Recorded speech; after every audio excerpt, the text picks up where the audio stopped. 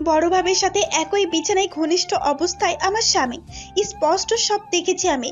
বিষয়টা যদি বিয়ের পরের দিন সকালেই ঘটে থাকে আমার সাথে, তাহলে এরপরেও আপনারা আমাকে চুপ থাকতে বলছেন? আপনাদের কি বিবেক বুদ্ধি কিছুই নেই? উত্তেজিত কণ্ঠে কথা বলছে রিপা। রিপা যখন উত্তেজিত হয়ে কথা বলে তখন তার কপালের রগগুলো ঈষৎ কালো হয়ে ফোলা দিয়ে ওঠে। এবারও তার ব্যতিক্রম হয়নি। রাগ যেন শিরায় শিরায় টকবক করছে। নির্মলা বেগম তাকে থামানোর আপ্রাণ চেষ্টা করছেন। বাড়িতে লোকজন গিজগিজ করছে। বিষয়টি তার সম্মানের ব্যাপার। বাড়ির নতুন বউ এমন তামাশা করলে তো তার লাগবেই। রিপাকে গতকাল তার ছোট ছেলে শ্যামলকে বিয়ে করিয়েছেন তিনি। বিয়ের একটা দিন না যেতেই নতুন বউয়ের মুখে এমন কথা তার জন্য বদ হজমের মতো।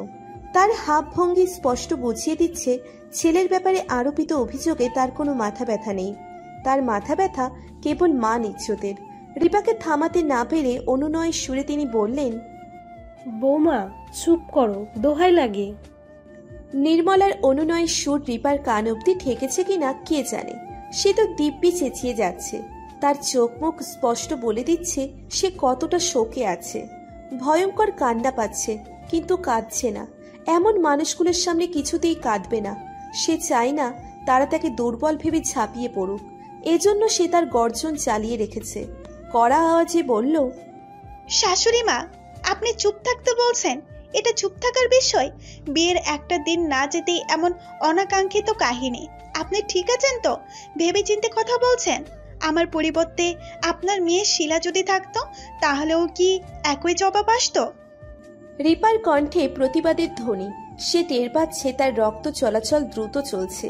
হার্টবিট অস্বাভাবিকভাবে দপাদপ আওয়াজ তুলছে। শরীর থেকে চিকন ঘাম তরতর করে বয়ে যাচ্ছে। চোখের পেছনের সাদা অংশ সূর্যের আভার মতো লাল হয়ে আছে। সে সেই রক্তবর্ণ চোখে তাকালো শ্যামলের দিকে। শ্যামলের দৃষ্টি মাটির দিকে নিবদ্ধ। রিপার সাথে না বিয়ের সময় আর না বিয়ের পর এক দণ্ড হেসে কথা বলেছে সে। সব সময় এড়িয়ে চলেছে। বিয়ের আগে এর কারণ ধরতে না পারলেও এখন স্পষ্ট ধরতে পারছে রিপা। তাহলে বড় ভাবি বলে যাকে পরিচয় করিয়েছিল তার সাথে অন্তরঙ্গ সম্পর্ক থাকার কারণেই তাকে এড়িয়ে চলা হতো। শ্যামলের দিকে ঘৃণার দৃষ্টি নিপাত করে মুখমণ্ডল ঘুরিয়ে নিল সে। একটা সময় তার ঘরমাক্ত নাকের ডগা দেখে কত প্রতিবেশী ভবিষ্যৎবাণী করেছিল সে নাকি স্বামী সোহাগী হবে। এই কি তার স্বামী সোহাগীর নমুনা? তাচ্ছিল্যের হাসি আসছে তার। কি ভাগ্য! সাদামাটা আর সহজ সরল দেখতে লোকটার ভেতরটা যে এমন হবে কল্পনায় আনেনি রিপা। তাকে সবাই বলে সে নাকি মানুষ চিনতে পারে না। আজ তার বিশ্বাস হলো সে আসলেই মানুষ চিনতে পারে না। লোকে একদম সত্য বলে। রিপার বিয়ে ঘটকের আয়োজনে হয়েছে। শ্বশুরবাড়ির লোকজন তাকে পছন্দ করেই বিয়ে ঠিক করিয়েছেন। সে বারবার শুনেছে পাত্রপক্ষের নাকি তাকে খুব পছন্দ হয়েছে, আর সেজন্য বিয়ে বাবদ সকল খরচ তারা বহন করবে এবং খুব কম আয়োজনে বিয়ে সম্পন্ন করবেন। মেয়ে পক্ষের উপর কোনো রকম দাবি নেই তাদের, শুধু মেয়ে হলেই চলবে। এমন দুমুখো সাপের দেখা যে এভাবে পাবে সে বিশ্বাস করতে পারছে না।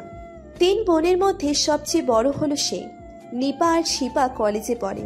বাবা বেসরকারি প্রতিষ্ঠানে চাকরি করেন। মাসিক বেতন 20,000-এর কাছাকাছি। মধ্যবিত্ত সচ্ছল পরিবার তাদের। 3 মেয়ে বাবদ খরচ আর সংসারের যাবতীয় খরচে টাকা দিয়ে দিব্যি কেটে যায়। কিন্তু যখন কোনো বাড়তি খরচ এসে কাঁধে পড়ে তখন হিমশিম খেতে হয়। এই যেমন গত ফেব্রুয়ারির শুরুর দিকে যখন সীমার টাইফয়েড বাঁধিয়েছিল, তখন কোনো রকম সেদ্ধ চাল আর ডিম খেতে হয়েছিল এবং বাড়তি কোনো খরচ করতে পারেনি। রিপার বাবা রুবেল সাহেব বড্ড ইন্ট্রোভার্টেড মানুষ। তিনি ধার দেনা পছন্দ করেন না। নিজের যেটুকু আছে সেটুকু দিয়েই সংসার চালান। কোনো রকম বাড়তি খরচ করেন না। তাই বলে কি মেয়েদের সকাল্লাদ মেটান না? মেটায়। মেয়েরা কিছু চাইলে কখনো না করেন না। দ্বিতীয়বার তাকে মনে করিয়ে দেওয়ার পূর্বেই নিয়ে আসেন। 3 মেয়েকে বড্ড ভালোবাসেন তিনি। মেয়েকে বিয়ে দেওয়ার খেয়াল পূর্বে ছিল না, কিন্তু যখন সে অসুস্থ হয়ে পড়েছে তখন আর না করেনি। কে জানে কয়দিন আর বাঁচবে সে। তার আগে মেয়েদের একটা ঠিক করে যেতে চান তিনি। ডায়াবেটিসের ভুক্তভোগী সে। তার উপর মাসখানেক আগে পায়ের আঙুলের গোড়ালি কাটিয়ে এসেছেন তিনি, আর তার জন্য সম্পূর্ণ হাসপাতালের চিকিৎসার উপরে রয়েছেন। ডাক্তারের কড়া নির্দেশ পা যেন কোনো মতে ইনফেকশন না হয়, কারণ ডায়াবেটিসের রোগীর জন্য পা খুবই নাজুক। মানে সেন্সিটিভ স্থান, এবং ওনাকে যেন বাড়তি টেনশন না দেওয়া হয়, না হলে ওনার জন্য বিরাট ঝুঁকি রয়েছে। এই বিষয়গুলো ডাক্তার বলার পূর্বেই অবগত ছিল রিপা। বাবার কথা বড্ড মনে পড়ছে রিপার, ভীষণ কান্না পাচ্ছে। বাবার কোলে একটুখানি কেঁদে নিলে হয়তো শান্তি পাবে। চাপা শ্বাস ফেলে কাপড় চোপড়ের ট্রলি নিয়ে বেরিয়ে আসলো সে। মানুষের ভিড় কম দেখাচ্ছে, পরিবারের আত্মীয় ব্যতীত বোধহয় আর কেউ নেই। রিপা বিলম্ব না করে পা বাড়ালো। ভাবি ভাবি, কোথা যাচ্ছেন আপনি? হুট করেই একদল ছেলে আর মেয়ে এসে পথ আটকায় রিপার। এদের এর আগে দেখেছে বলে মনে হয়নি রিপার। তাদের মধ্যে রয়েছে 3টে ছেলে আর 2টা মেয়ে। মেয়ে দুটোর কি সুন্দর গড়ন, ছেলেগুলো শ্বেত রঙা, তাদের চোখে মুখে অস্থিরতা, দিশেহারা ভাবটাও ফুটে উঠেছে মুখে। আপনারা কারা? আমাকে আটকাচ্ছেন কেন? জানেন কি হয়েছে আমার সাথে? সব জানি ভাবি, আপনি একটু দয়া করে বসুন, আমাদের কিছু কথা শুনুন। আমরা ইমনের বন্ধু। সব জানার পরেও আপনারা বসতে বলছেন? আর ইমনকে, এই বাড়ির পাগল ছেলেটা? নেহাল চোখ বন্ধ করে জোরে জোরে শ্বাস নিতে লাগলো। বন্ধুকে এমন শব্দ বলাটা তার গায়ে লেগেছে। শ্যামলের বড় ভাইয়ের নাম ইমন। ইমন প্রতিবন্ধী, তবে জন্মগত নয়, কিছু অনাকাঙ্ক্ষিত ঘটনার প্রভাবে সে প্রতিবন্ধী হয়েছে। তার রোগ চিরস্থায়ী নয়, চিকিৎসার মাধ্যমে সারিয়ে তোলা যাবে, তবে কবে ঠিক হবে এর কোনো নিশ্চয়তা নেই। পারিবারিকভাবে সুস্থ করার জন্যই গত কয়েক মাস পূর্বে বাড়িতে নিয়ে আসা হয়েছে। রিপাকে বসানো হয়েছে, তার সামনেই ইমনের বন্ধুরা বসেছে। তাকে ঘিরে যত আলোচনা চলছে, এর মধ্যে বাড়িতে একবারও তাকে বিষয়গুলো জানানোর সুযোগ দেওয়া হয়নি। ভাবি, আপনি যাবেন না প্লিজ, আমাদের অনুরোধ রইল, না হলে কিছু ঘটে যাবে। বিস্ফোরিত চোখে তাকালো রিপা। তার অবাক লাগছে, সবকিছু শোনার পরেও তাকে থাকার কথা বলছে কিভাবে? মানুষ এমনও হয়? সে বুঝেছে এখানে কেঁদে কোনো লাভ নেই। সবাই ঘুরে ফিরে এক তাল। চোখের জল মুছে তাচ্ছিল্যের হাসি ছুঁড়ে উঠে দাঁড়িয়ে পড়ল রিপা। এখন তো আর এক মুহূর্তে দাঁড়াতে পারবো না, আমি এক্ষুনি চলে যাব। নির্মলা বেগমের দিকে অসহায় দৃষ্টি এক পলক তাকালো ইমনের বন্ধুরা। নির্মলা বেগম সেই চাহনি এড়িয়ে স্বাভাবিকভাবে তাকালেন, যার ভাবার্থ তোমরা দায়িত্ব নিয়েছ, কিভাবে সামলাবে সেটা তোমাদের ব্যাপার। ছেলে মেয়েগুলো পরস্পরের মুখের দিকে কয়েকবার চাওয়াচাই করল। হিসাব মিলিয়ে জুথি উঠে রিপার সামনে দাঁড়িয়ে পড়ল। রিপা চমকে তাকানোর পূর্বেই তার মুখে ক্লোরোফর্ম স্প্রে করা হয়। জ্ঞান হারিয়ে ঢলে পড়ার সাথে সাথে একজোড়া শক্তপোক্ত হাত এসে ধরে ফেলল। দৌড়ে আসার কারণে হাঁপাচ্ছে সে। রিপার মুখের দিকে তাকিয়ে মৃদু হাসল, তারপর বাকিদের দিকে ঘুরল। হাত জোড়ার মালিক স্বয়ং শ্যামল, তাকে দূরে রাখা হয়েছিল। সিদ্ধান্ত ছিল ইমনের বন্ধুরা রিপাকে আটকাবে, আর ওর পাশে কেউ থাকবে না। শ্যামল জানতো রিপাকে আটকানো যাবে না, এই মেয়ের পুরো বায়োডাটা জানা তার। রিপাকে ধরে ফেলতেই তালি বাজালো ইমন। 2 হাতে তালি বাজাচ্ছে আর খিলখিল করে হাসছে সে। কি মজা কি মজা, ভাইয়া বেবি ডল ক্যাচ ধরেছে, ইয়াপি। ভাবি ডল এবার আর যেতে পারবে না। ইমনের কণ্ঠ 5 বছরের বাচ্চার ন্যায় শোনাচ্ছে। নেহাত সে অসুস্থ, না হলে সবাই তার অদ্ভুত কর্মকাণ্ডে হাসত। নির্মলা বেগম ছলো ছলো নয়নে ছেলের দিকে তাকিয়ে রইল। মায়ের বুক পুড়ছে।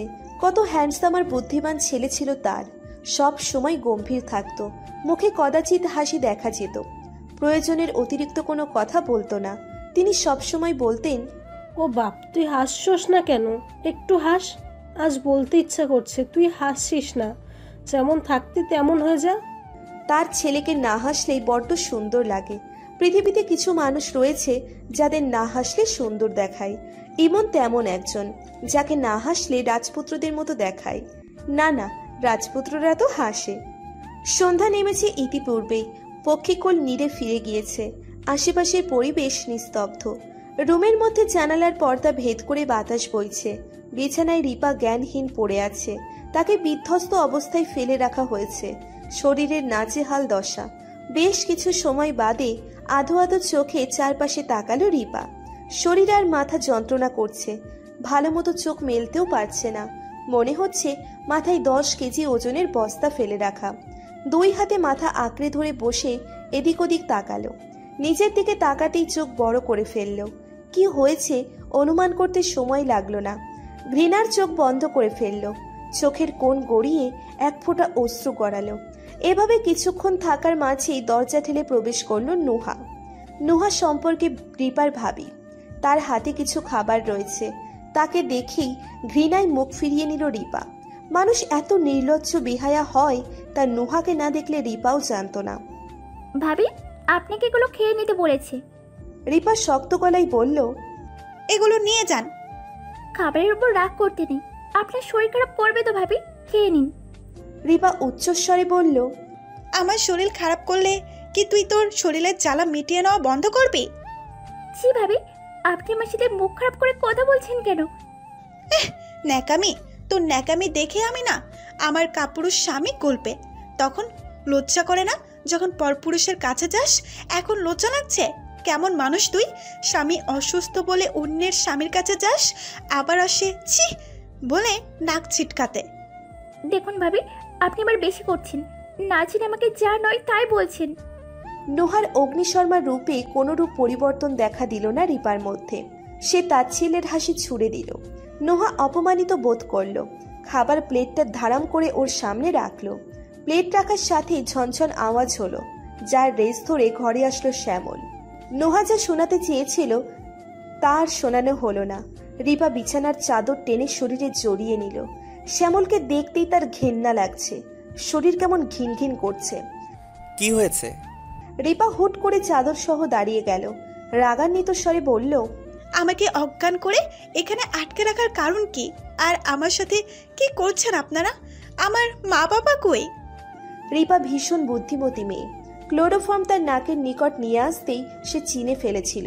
ল্যাবরেটরিতে বহুবার এটা নিয়ে কাজ করেছিল সে ধরে নিয়েছে তাকে অজ্ঞান করে আটকে উল্টোপাল্টা কিছু করা হয়েছে তার সাথে।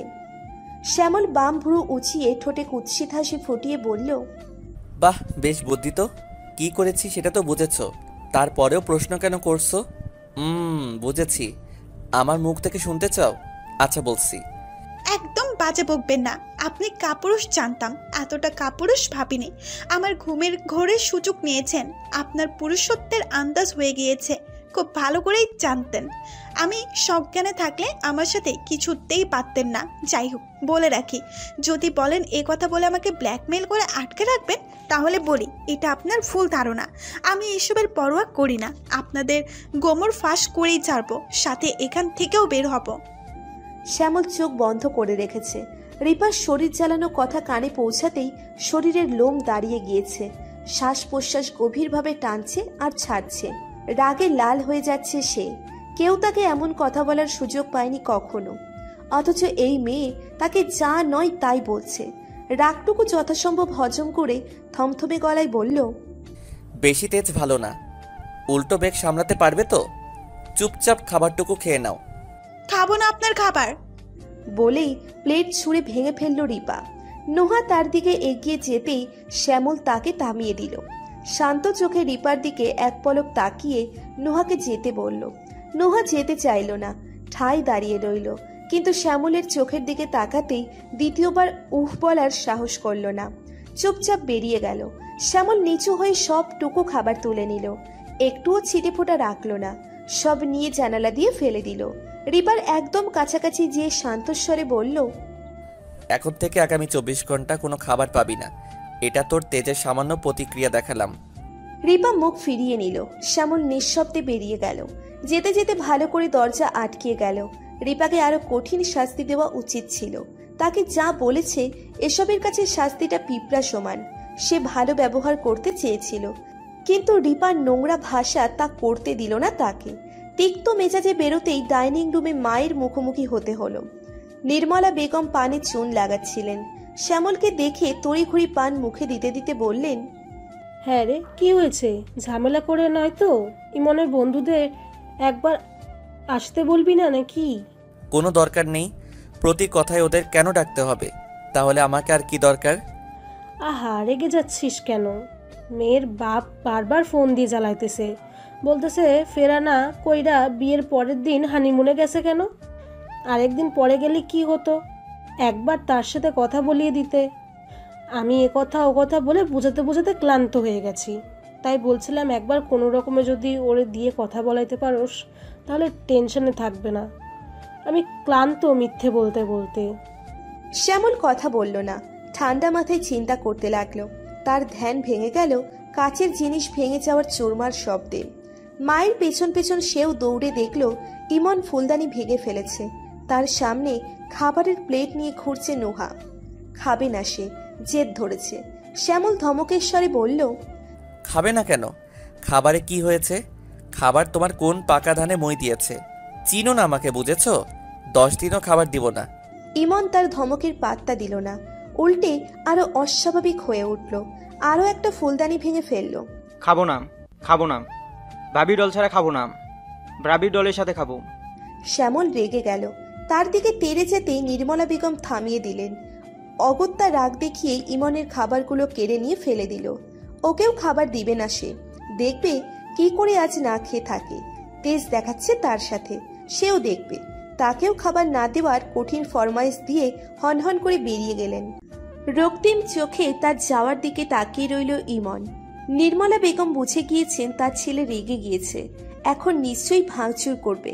তিনি নুহাকে ইশারায় নিয়ে আসতে বলে ছেলেকে একথা সে কথা বলে মনোযোগ ভ্রষ্ট করার চাইলেন। ইমন চোখের পলক ফেলছে না, ইতিমধ্যে চোখে পানি জমে গিয়েছে। রাগে কথা বের হচ্ছে না মুখ দিয়ে। মাকে ঝটকা মেরে সরিয়ে কাচের কাপ ঠাস করে মেঝেতে ফেলল। দ্বিতীয়বার অন্য কিছু ফেলার পূর্বেই মিউ মিউ আওয়াজ করে ডাকতে ডাকতে রুমে প্রবেশ করলো বারবিডল। বারবিডল বিড়ালের নাম। এই বিড়াল ছাড়া থাকতে পারে না ইমন। এর বিশেষ কারণ রয়েছে।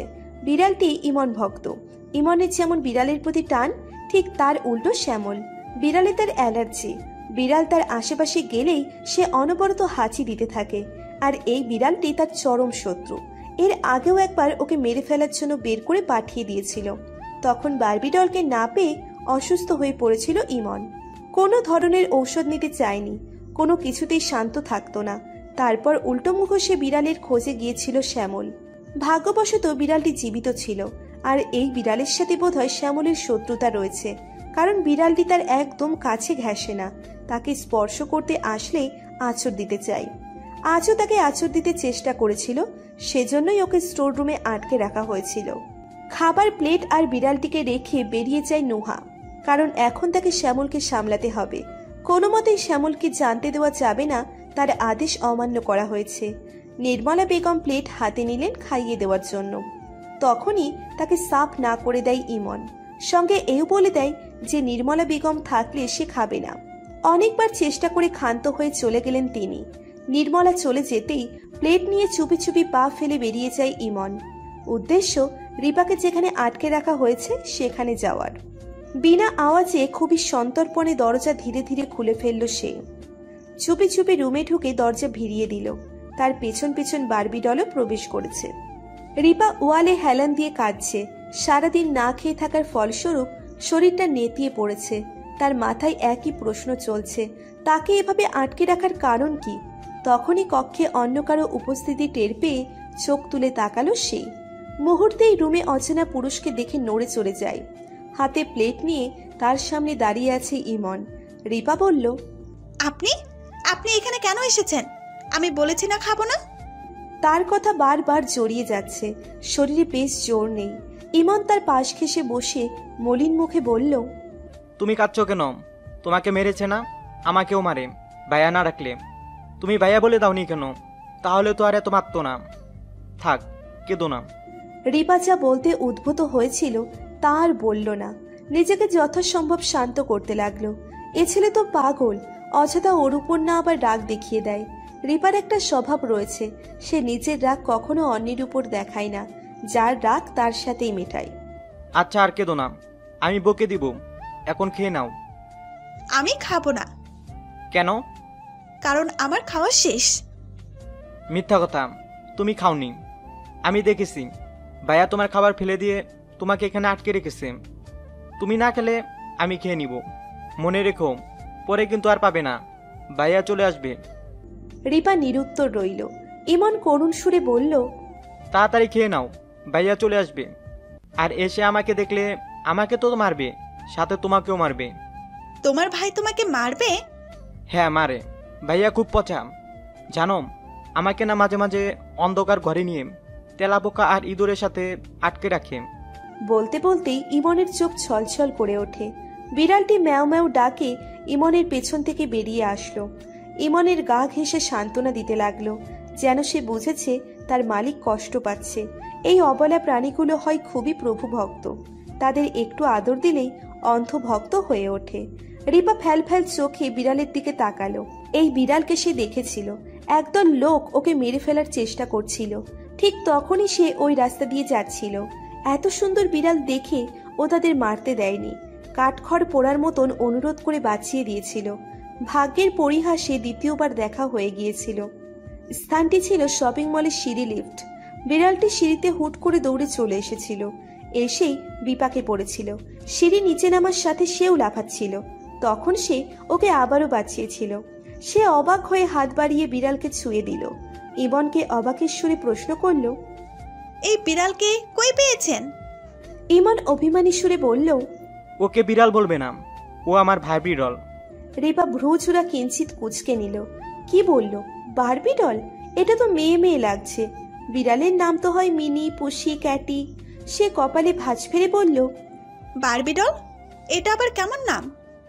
খুব সুন্দর, তাই না? জানো, এটা আমি রাখিনি। তার কথার মাঝখানেই রিপা থামিয়ে দিল। বিড়াল নিয়ে সে কথা বলে সময় নষ্ট করতে চায় না, তার এখানে জরুরি কথা জানার আছে। রিপা একটু খাবার মুখে তুলে বলল, তোমাকে আর কেউ মারে? তোমার বউ, বোন, মা, ওনারা? না, আমাকে আর কেউ মারতে পারে না। নুহা তো আমাকে দেখলে ভয় পায়। শিলা আপু সারাদিন ফোন কানে নিয়ে থাকে, আর আম্মা সারাক্ষণ আমাকে আদর করে, মারে না। কিন্তু বউকে, আমাদের ঘরে তো আর কেউ নেই। ও আচ্ছা, তাহলে আমার ভুল হয়েছে। তা নোহা তোমাদের কে হয়? কৌতূহল নিয়ে প্রশ্ন করল রিপা। তার ধারণা কিছু গন্ডগোল আছে। ইমনের বোকা বোকা কথাই সে বেশ কিছুই জানতে পারছে। ওকে ওর মতোই হ্যান্ডেল করতে হবে। ইমন খুশিতে গদগদ হয়ে বলল, নুহা নেহা খালামুনির আম্মু। আমাদের যে নেহামুনি আছে না, উনার। জানো, নেহা খালামুনি এত বড় হয়েও নুহাকে আম্মু ডাকে। কি লজ্জা! বলেই খিলখিল করে হাসল ইমন।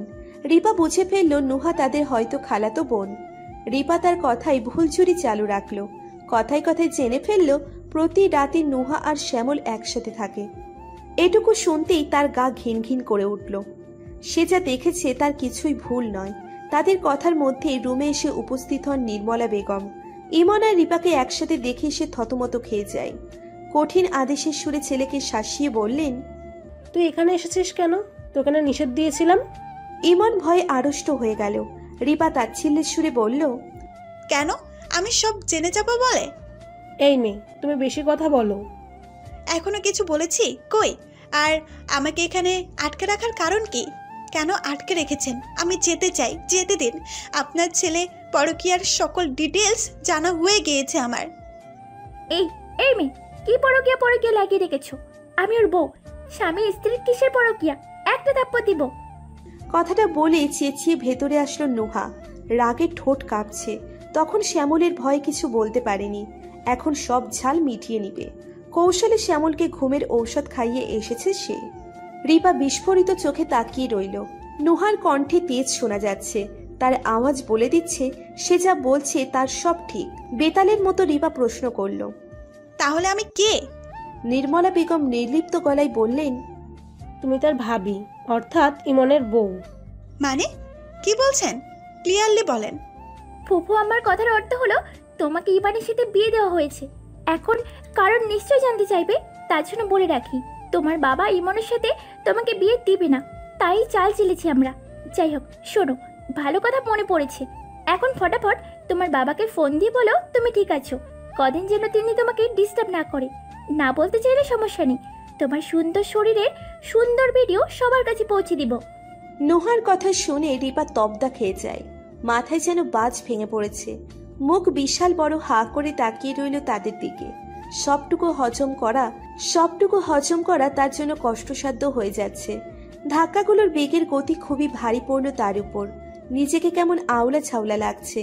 পলকহীন চোখে কয়েক সেকেন্ড স্তব্ধ রইল। খুবই শান্ত স্বরে সে বলল, বিয়ের সময় কাগজপত্রের নামগুলো আমি পড়েছি এবং বর কে ছিল সেটাও দেখেছি।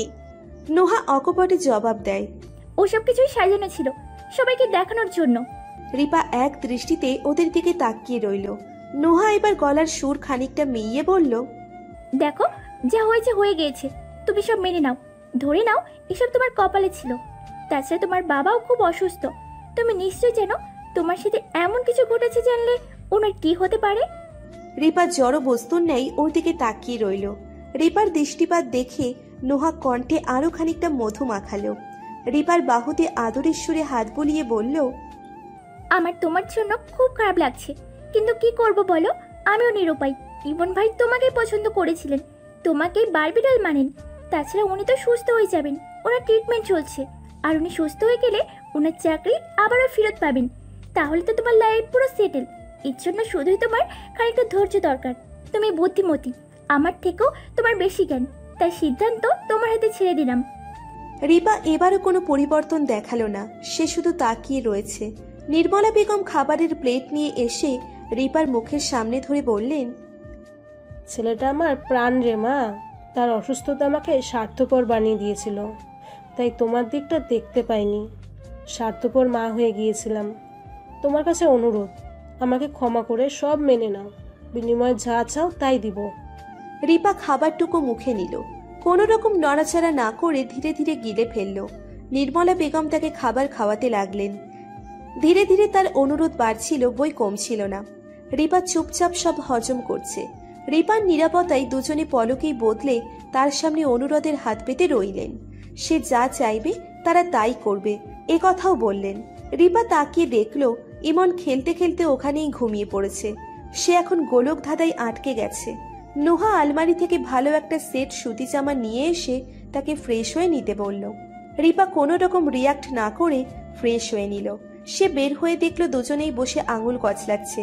তারা টেনশনে রয়েছে তা বুঝতে বেশ বেগ পেতে হলো না রিপার। বেশ কিছুক্ষণ মৌনতা পালন করল সে। ঘড়ির দিকে এক পলক তাকিয়ে স্বাভাবিক কণ্ঠে তাদের উদ্দেশ্যে বলল, আমি কিছুক্ষণ বিশ্রাম নিতে চাই। নির্মলা বেগম এবং নুহা সম্মতি জানিয়ে উঠে পড়ল। দুজনের ভেতর কিছুটা হালকা হয়েছে।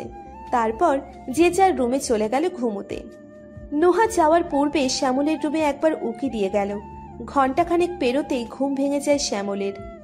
হকচকিয়ে উঠে দেওয়াল ঘড়ি থেকে তাকিয়ে দেখল 12:30। মাথায় হাত দিয়ে কিছুক্ষণ ঝিমুতেই মনে পড়ে গেল রিপার কথা। তাকে তো সে খাবার না দিয়ে আটকে রেখেছে। দ্রুত নাকি মুখে উঠে রান্নাঘর থেকে একটা শুকনো রুটি নিল, সাথে একটা ডিম ভেজে নিল। প্লেট নিয়ে হড়বড়িয়ে দরজা খুলে প্রবেশ করল সে। সাথে সাথে ঘুম ভেঙে যায় রিপার। রিপার ঘুম খুবই পাতলা, হালকা আওয়াজ শুনলেই তার ঘুম ভেঙে যায়। রিপা চোখ বন্ধ করে দেখতে চাইল শ্যামল কি করে। হাতে নাতে শ্যামলের কু উদ্দেশ্য ধরার জন্য নিজেকে প্রস্তুত করে নিয়েছে রিপা। শ্যামল এসেই তাকে ডাকতে লাগলো, তবে যথেষ্ট দূরত্ব বজায় রেখে। রিপা নড়ল না, মনে মনে ভেবে নিল তাকে ঘুমে বিভোর দেখে কি করে সেটা দেখবে। কিন্তু শ্যামল আশানুরূপ কিছুই করল না। তাকে ডেকে কোনো সাড়া না পেয়ে চলে গেল। রিপা চোখ খুলে অবাক হয়ে তাকালো।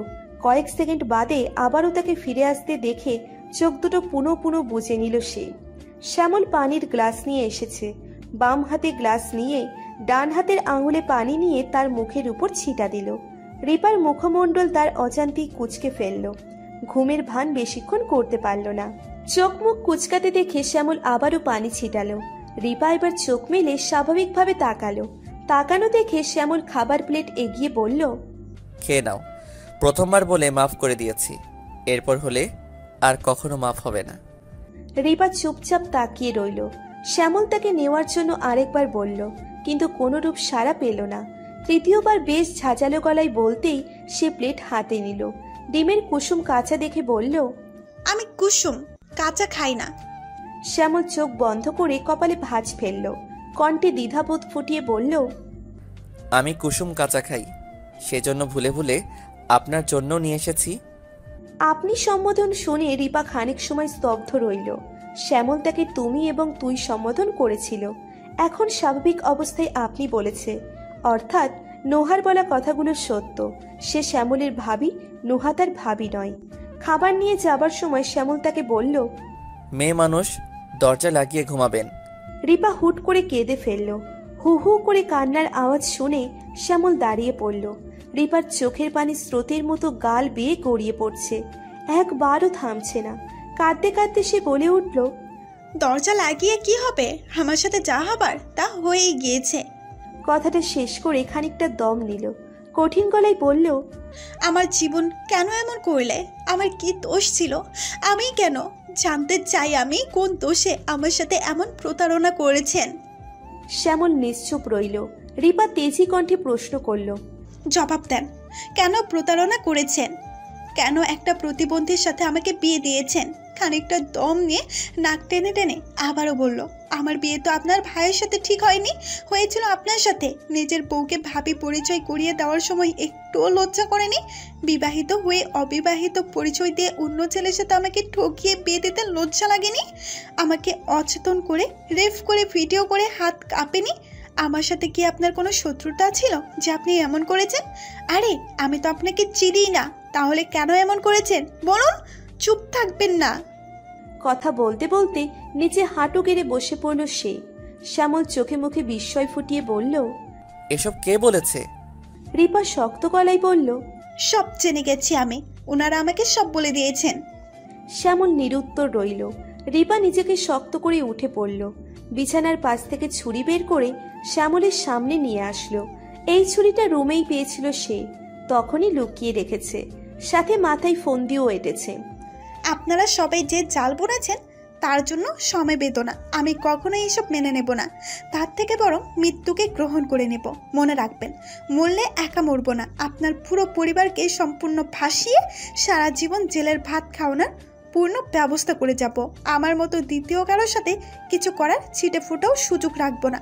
এমনিতেই আমার যে শরীর পরপুরুষে ছুঁয়েছে সে শরীর আমি রাখবো না, শেষ করে দিব আমি সব, সাথে আপনাদেরও। পাগলামি করবেন না, ছুরিটা ফেলে দেন। আমার কথা শুনুন, আমি সব বলছি, আপনি এমন কিছু করবেন না। এই শরীরে এখন শুধু রক্ত, পানি আছে, কোনো প্রাণ নেই। আমি তো মরেই গিয়েছি তখনই যখন জানলাম পরপুরুষ ছুঁয়েছে। শ্যামল রিপাকে বোঝাচ্ছে উল্টোপাল্টে কিছু না করতে। সে যা চাইবে তাই করবে ও, কিন্তু রিপা শুনতে চাইছে না। কথা বলতে বলতে রিপার একদম কাছে এসে খপ করে ওর হাত থেকে ছুরিটা নিয়ে নিল সে। অন্য হাতে ওর গালের সামনে এনে থামিয়ে নিল। হাত নামিয়ে ফেলে চোখ বন্ধ করে দাঁতে দাঁত চেপে বলল, প্রথমত, আমি কোনো পরপুরুষ নই, তোমার স্বামী। দ্বিতীয়ত, তোমাকে কিছুই করিনি, এমনকি একবারও স্পর্শ করিনি। তোমাকে অমন এলোমেলো নোহা করেছিল শুধুমাত্র ভয় দেখাতে, দমিয়ে রাখার জন্যই ওই মিথ্যা বলা হয়েছিল। কোনো কিছুই হয়নি তোমার সাথে, বুঝেছো তুমি? মাঝরাত, চারিপাশ ঘুটঘুটে অন্ধকার হবার কথা, অথচ বাহির এতই আলোকিত যে রাস্তার উপরে ছোট ছোট পাথরের রঙও স্পষ্ট দেখা যাচ্ছে। কারণ বাহিরে ল্যাম্পপোস্ট জ্বলছে, পাশাপাশি বাসা বাড়ির বাহিরের বাতিগুলোও জ্বলছে। শহরের মানুষের এই একটা নিয়ম রয়েছে, তারা কারণবিহীন রাত দিন আলো জ্বালিয়ে রাখে। শহরে থাকতে হলে বোধহয় এমন নিয়ম মানতে হবে। তাদের অতি টাকা পয়সা আছে তা এটার মাধ্যমেই বোঝানো হয়, না হলে খামোখা কেন এতগুলো লাইট জ্বালিয়ে বিদ্যুৎ বিল বাড়াবে? রিপার শ্বশুরবাড়ির বাহিরের উঁচু ওয়ালের বাড়ির বেশ কয়েকটা লাইট লাগানো, সেসবের আবার নানা বাহার। রিপার মনে হলো এসব অযথাই অপচয়। সে হলে কখনো এতগুলো লাইট লাগাতে আর জ্বালাতে দিত না। সে মধ্যবিত্ত পরিবারের মেয়ে, তার বাবা খুবই হিসেবি, সেও হয়েছে তার বাবার মতো। তার বেডরুমে দুটো লাইট প্রয়োজন, তবুও সে একটি লাইটই রেখেছে। পড়ার সময় সে বিছানার পাশে এসে লাইটের নিচে পড়ালেখা করে যায়, তবুও বাবাকে বলে দুটো লাগায় না। অথচ এখানে একটার স্থানে তিনটে। রিপা জানালার পাশে দাঁড়িয়ে বেশ মনোযোগ দিয়ে এসব ভাবছে, অথচ তার এখন ভাবা উচিত শ্যামলের বলা কথা নিয়ে, কিন্তু সে ভাবছে না। যে বিষয় নিয়ে সে জানবে না সেসব নিয়ে আগে ভেবে উল্টোপাল্টা কিছু মনে নিয়ে টেনশন করতে চায় না। বলতে গেলে সে পারে না। রিপার এটা অদ্ভুত এক অভ্যেস। এই যেমন ফিজিক্স পরীক্ষার দিন তার ফিজিক্স পড়তে ইচ্ছে করে না, সে তখন বায়োলজি পড়ে। যেটা হবে সেটা নিয়ে এত টেনশন করার কি দরকার, হলেই তো দেখবে। শ্যামল সিগারেট খাচ্ছে খুব দ্রুত, অথচ এত সময়ে অর্ধেকও শেষ করতে পারেনি। রিপার সামনে সিগারেট খাওয়া যাবে না, রিপা সিগারেটের গন্ধ নিতে পারে না, এজন্য বারান্দায় দাঁড়িয়ে সিগারেট টানছে। রিপা অবশ্য এতে আপত্তি করেনি। সে আপত্তি করেছিল যখন তাকে বলেছিল ওখানে বসে সে খেতে পারবে কিনা।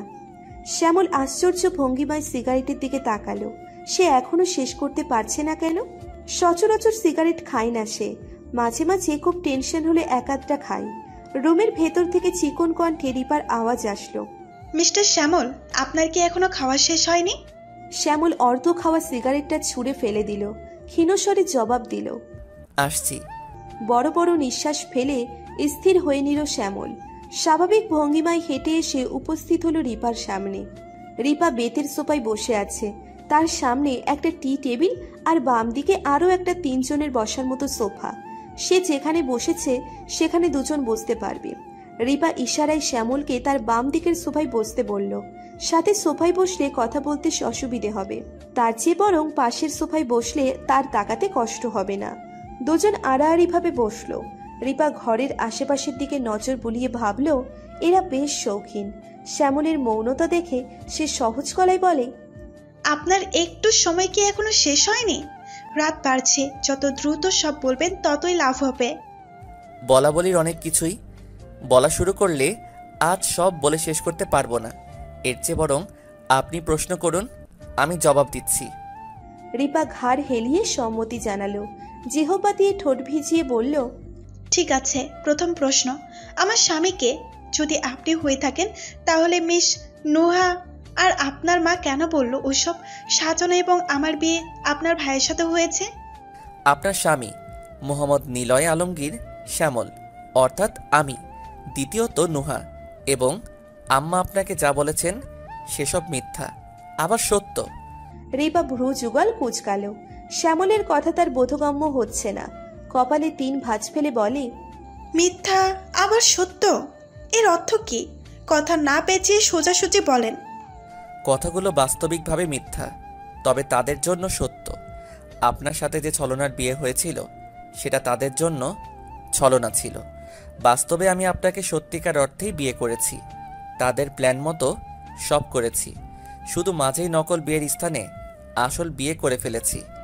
রিপার কপালে ভাঁজ সরল না, বরং আরো দৃঢ় হলো। কথাবার্তার আগামাথা না বুঝলে তার এমন প্রতিক্রিয়া হয়। মাঝে মাঝে মাথা চুলকায়। শ্যামলের কথার আগামাথা কিছুই খুঁজে পাচ্ছে না দেখে চোখগুলো ছোট করে তাকালো। শ্যামলের হাসি পেল, কিন্তু সে হাসল না। হাসি আসলে সবসময় হাসা যায় না, কিছু স্থানে তা সংবরণ করতে হয়। এখন হাসার অর্থ হলো সে সব মিথ্যে বলছে বা রিপাকে নিয়ে মজা করছে, তাই সে হাসল না, বরং সহজ ভাষায় বলল, আপনি হয়তো কিছু বুঝতে পারছেন না, বোঝার কথাও নয়। যেহেতু আপনি কিছুই জানেন না, আমি বলছি শুনুন। আপনার সামনে এত সময় যেসব উপস্থাপন করা হয়েছিল সব কিছু একটা চক্রান্ত ছিল। চক্রান্ত হলো আমাকে দেখিয়ে ভাইয়ের সাথে বিয়ে দেওয়া হবে, তারপর আমার চরিত্র খারাপ প্রমাণ করে আপনাকে ভাইয়ের প্রতি দুর্বল করা হবে। ভাইয়ের প্রতি দুর্বল হলে তখন বলা হবে আপনাকে বাস্তবে ভাই বিয়ে করেছেন, তখন আর সমস্যা হবে না, কারণ ভাইয়ের প্রতি তো আপনার টান চলে আসবে। এসব কিছু একটা চক্রান্ত ছিল। এই চক্রান্ত করার কারণ হলো আপনাকে কখনো ভাইয়ের সাথে বিয়ে দিবে না আপনার পরিবার। এর শুধুমাত্র কারণ ভাই মানসিক অসুস্থ, সেটা নয়, তার কারণ ভাইয়ের প্রথম বিয়ে, যার জন্য আমার ভাইয়ের এই অবস্থা। আপনার স্থানে অন্য কোনো মেয়ে হতে পারত। আপনি কেন? এমন একটা প্রশ্ন হয়তো আপনার মাথায় এসেছে। তার উত্তর হলো, ভাইয়ের বিড়ালকে যে বাঁচিয়েছে তার সাথেই যেন ভাইয়ের বিয়ে হয়, এই উক্তিটি। রিপার কপালে আবার চিন্তার ভাঁজ দেখা দিল। শ্যামলের ঠোঁট নাড়া বন্ধ দেখে সে দ্রুত বলে, সব ঠিকঠাক বলে শেষে আবার প্যাঁচ লাগালেন কেন? আপনার ভাইয়ের প্রথম স্ত্রী মানে উনি কি বিবাহিত ছিলেন? তাহলে ওনার স্ত্রীকে মিস নোহা নিশ্চয়ই নয়। অন্য কেউ হলে সে কই? তার কি হয়েছে? আর উক্তিটি মানে এই উক্তিটি কার? কে বলেছে এসব? খোলাসা করে বলেন। জি, আমার ভাই বিবাহিত, তবে বিপত্নিক। ভাবি মারা গিয়েছেন গত বছরের শেষের দিকে। ভাবির আকস্মিক মৃত্যু সহজ হলো না ভাইয়ের জন্য। মানসিক চাপ নিতে না পেরে তিনি মানসিক ভারসাম্য হারিয়ে ফেলেছেন। বারবি ডল নামে আমার ভাবিকে ভাই ডাকত, কারণ ভাবি দেখতে হুবহু বারবি ডলের মতো ছিল। বিড়ালটাও ভাবির। আর উক্তিটি হলো আমাদের পরিবারের বিখ্যাত, কুখ্যাত পীর সাহেবের, যার জন্য মারা গিয়েছেন আমার পরীর মতো ভাবি। এই পীর সাহেব হলেন আমাদের পরিবার ধ্বংস করার নষ্টের মূল, যাকে সাধ্যে থাকলে গলা টিপে মেরে ফেলতে দুদণ্ড ভাবতাম না। কথা বলতে বলতে শ্যামলের চোখ মুখ শক্ত হয়ে গেল, কপালের রগ ফুলে ভাসমান হলো। শ্যামল যখন এই পীর সাহেবের কথা মুখে আনে তখন তার চোখ মুখ এমন হয়ে যায় যেন তার জীবনের সবচেয়ে বড় শত্রু হলো তিনি। রিপা এখনো হতভম্ব হয়ে আছে, সে এখনো পুরোপুরি কিছুই বুঝে ওঠেনি, মাথাটা ঘোলাটে লাগছে। এই শ্যামল লোকটা এমন ঘুরিয়ে পিছিয়ে কথা বলে কেন? সহজ করে বলতেই তো সে সব বুঝে যায়। বিরক্ত লাগছে শ্যামলের কর্মকাণ্ড। মানুষ অদ্ভুত, সোজা ভাত খাবে না, হাত ঘুরিয়ে উল্টিয়ে খেতে চাইবে। এমনিতেই গত কয়েকদিন যাবৎ কি হচ্ছে সে কিছুই ঠিকমতো বুঝে উঠতে পারছে না। বিরক্ত ভাবটা ঝেড়ে ফেলে কৌতূহল নিয়ে এসে শ্যামলকে প্রশ্ন করলো, এই পীর সাহেবকে আর উনি বা কি করেছেন, সবকিছু বিস্তারিত বলুন। শ্যামল ফোঁস করে নিঃশ্বাস ছাড়ল। বোঝাই যাচ্ছে এই বিষয় নিয়ে কথা বলতে সে অনিচ্ছুক, কিন্তু অনীহা থাকলে কি হবে, তাকে তো বলতে হবে। প্রায়ই দৈনন্দিন জীবনে অনিচ্ছুক জিনিস নিয়েও চর্চা করতে হয়, সেসব হয় বাধ্যতামূলক। শ্যামলের জন্যও বাধ্যতামূলক। কিছু সময় চুপ থাকলো, দীর্ঘশ্বাস ছেড়ে বলল, পীর সাহেব এক কলুষিত ব্যক্তির নাম, যার দখলে আমার পরিবার। আমরা হলাম তার হাতের পুতুল। তিনি যেমন চান তেমন নাচান, আমরাও তালে তালে নাচি। কদিন পর তুমিও নাচবে। রিপা ভ্রু কুচকে তাকালো। সেও নাচবে মানে? তার কি আর খেয়ে দিয়ে কাজ নেই, অন্যের কথায় চলবে? সে রিপা, তার নিজের যথেষ্ট বুদ্ধি আছে, সে কখনো অন্যের কথা ধরে চলবে না। দরকার পড়লে দুনিয়া উল্টে ফেলবে, তাতে কার কি? শ্যামল গলা নামালো, ধীর আওয়াজে বলল, নাচতে না চাইলেও তিনি নাচাবেন। আমার মা পীর ভক্ত, ভক্ত নয় অন্ধভক্ত। অন্ধভক্ত চিনো? যারা সম্পূর্ণ স্বরবর্ণ না জেনে শুধুমাত্র অ আ জেনে লাফায়, হুদায় চিল্লাফাল্লা করে, তাদের কি অন্ধভক্ত বলে। উনার মতে পীর সাহেব যদি হাঁচি দেন সেটারও কারণ থাকে। তিনি যদি বলে পানিতে ডুব দিয়ে নিঃশ্বাস আটকে বসে থাকতে, তাহলে মা সঙ্গে সঙ্গে তা করে ফেলবেন। জানেন, আমার মা এবং ভাবির সমস্ত গয়নাগাটি ওনার দখলে, এমনকি আমাদের বাড়িটাও।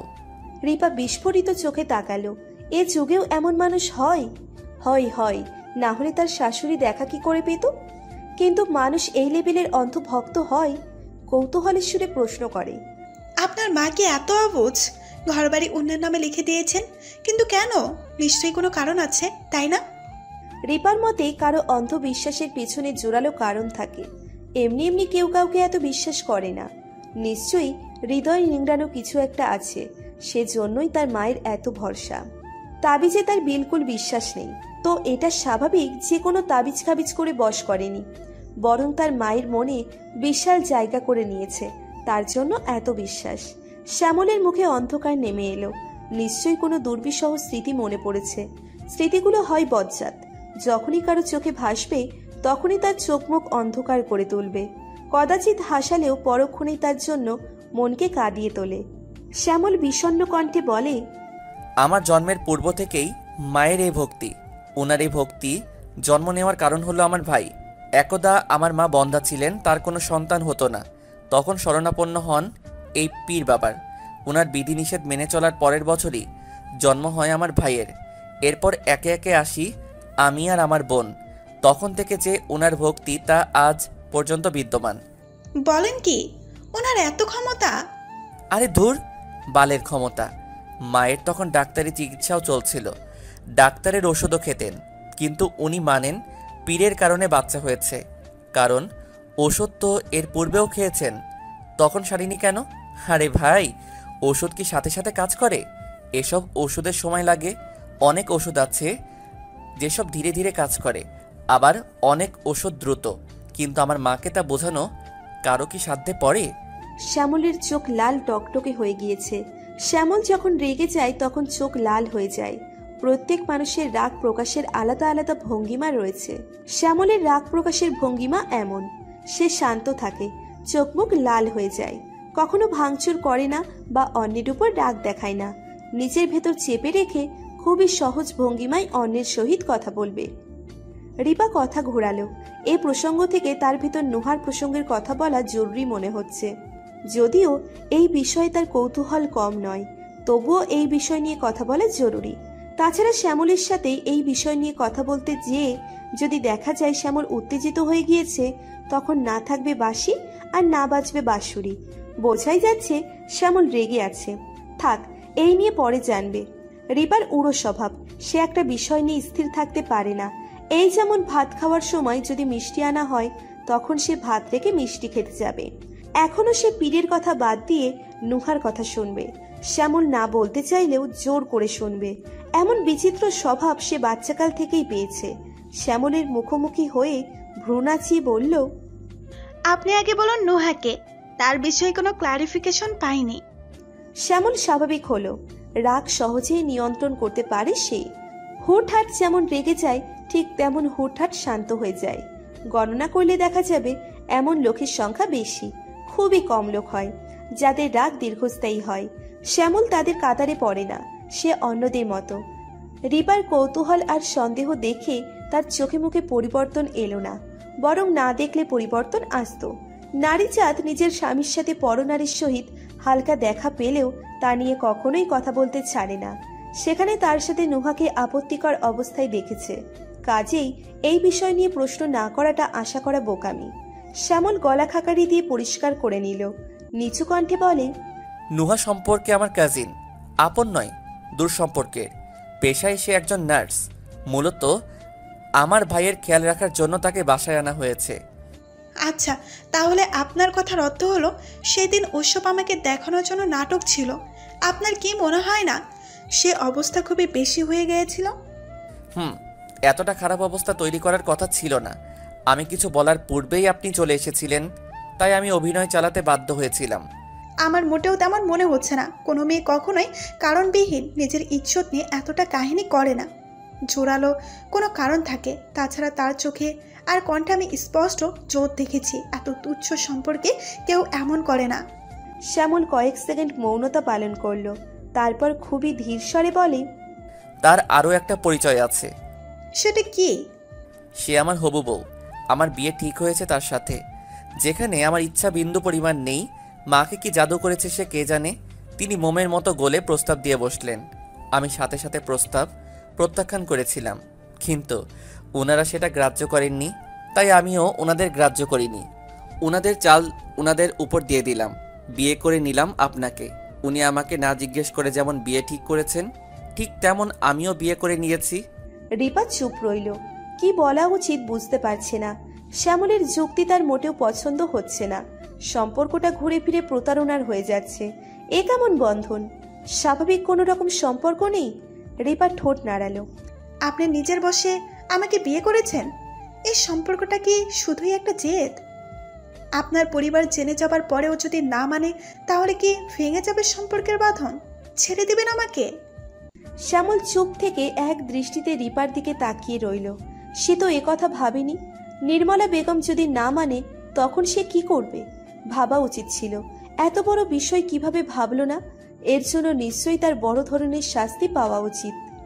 শাস্তিটা কঠিন হলে ঠিক হবে, তখন দ্বিতীয়বার কিছু করবার পূর্বে মনে পড়বে। পরক্ষণে চিন্তা করলো, মা না মানলে কি হবে? সে মানিয়ে নিবে। মানতে না চাইলে জোর করে মানাবে। দরকার পড়লে দুনিয়া উল্টিয়ে ফেলবে। Who cares? রিপার মতো মিষ্টি মেয়েকে মানবে না কেন? ভাইয়ের জন্য যদি মেনে থাকে, নিশ্চয়ই তার জন্যও মানবে। সে পছন্দ করে এত সহজে হেরে যাবে না। রিপা ঝুঁকে তাকালো শ্যামলের দিকে, কৌতূহলী হয়ে বলল, কি বিড়বিড় করছেন? উত্তর দেন। আপনি কি জেদের কারণে বিয়ে করেছেন? শ্যামল কঠিন গলায় জবাব দিল, না। রিপা চেয়ে রইল। শ্যামল লজ্জিত মুখে বলল, আপনাকে আমার ভালো লাগে। আপনি যখন হাসেন তখন আরো ভালো লাগে। ওই যে সেদিন গোলাপি রঙের গোল ফ্রকের সাথে সাদা ওড়না পরে হাসতে হাসতে সিঁড়ি লিফটে নামছিলেন, তখন খুব মিষ্টি লাগছিল আপনাকে। কথাটা বলেই জিভ কাটলো। শিট, এটা কি করলো? লজ্জা ভাব নিয়ে কথা বলেছে। সে কি মেয়ে? মেয়েরা এমন ইনিয়ে বিনিয়ে মুখ লাল করে কথা বলে? সে তো পুরুষ, তার উচিত ছিল গম্ভীর গলায় মোটা মোটা স্বরে কথা বলার। এত বড় ভুল সে কিভাবে করলো? হয়েছেটা কি? আজ ভুলের উপর ভুল করেই যাচ্ছে। মুহূর্তেই মুখ ফ্যাকাশে বর্ণ ধারণ করে নিল। তার এভাবে কথা বলা একদম উচিত হয়নি। এ ঘোর অন্যায়। রিপার দিকে তাকাচ্ছে না। তাকালেই দেখবে মেয়েটা তার উপর উপহাস করছে। কি দরকার যেতে যেতে লজ্জা পাওয়ার?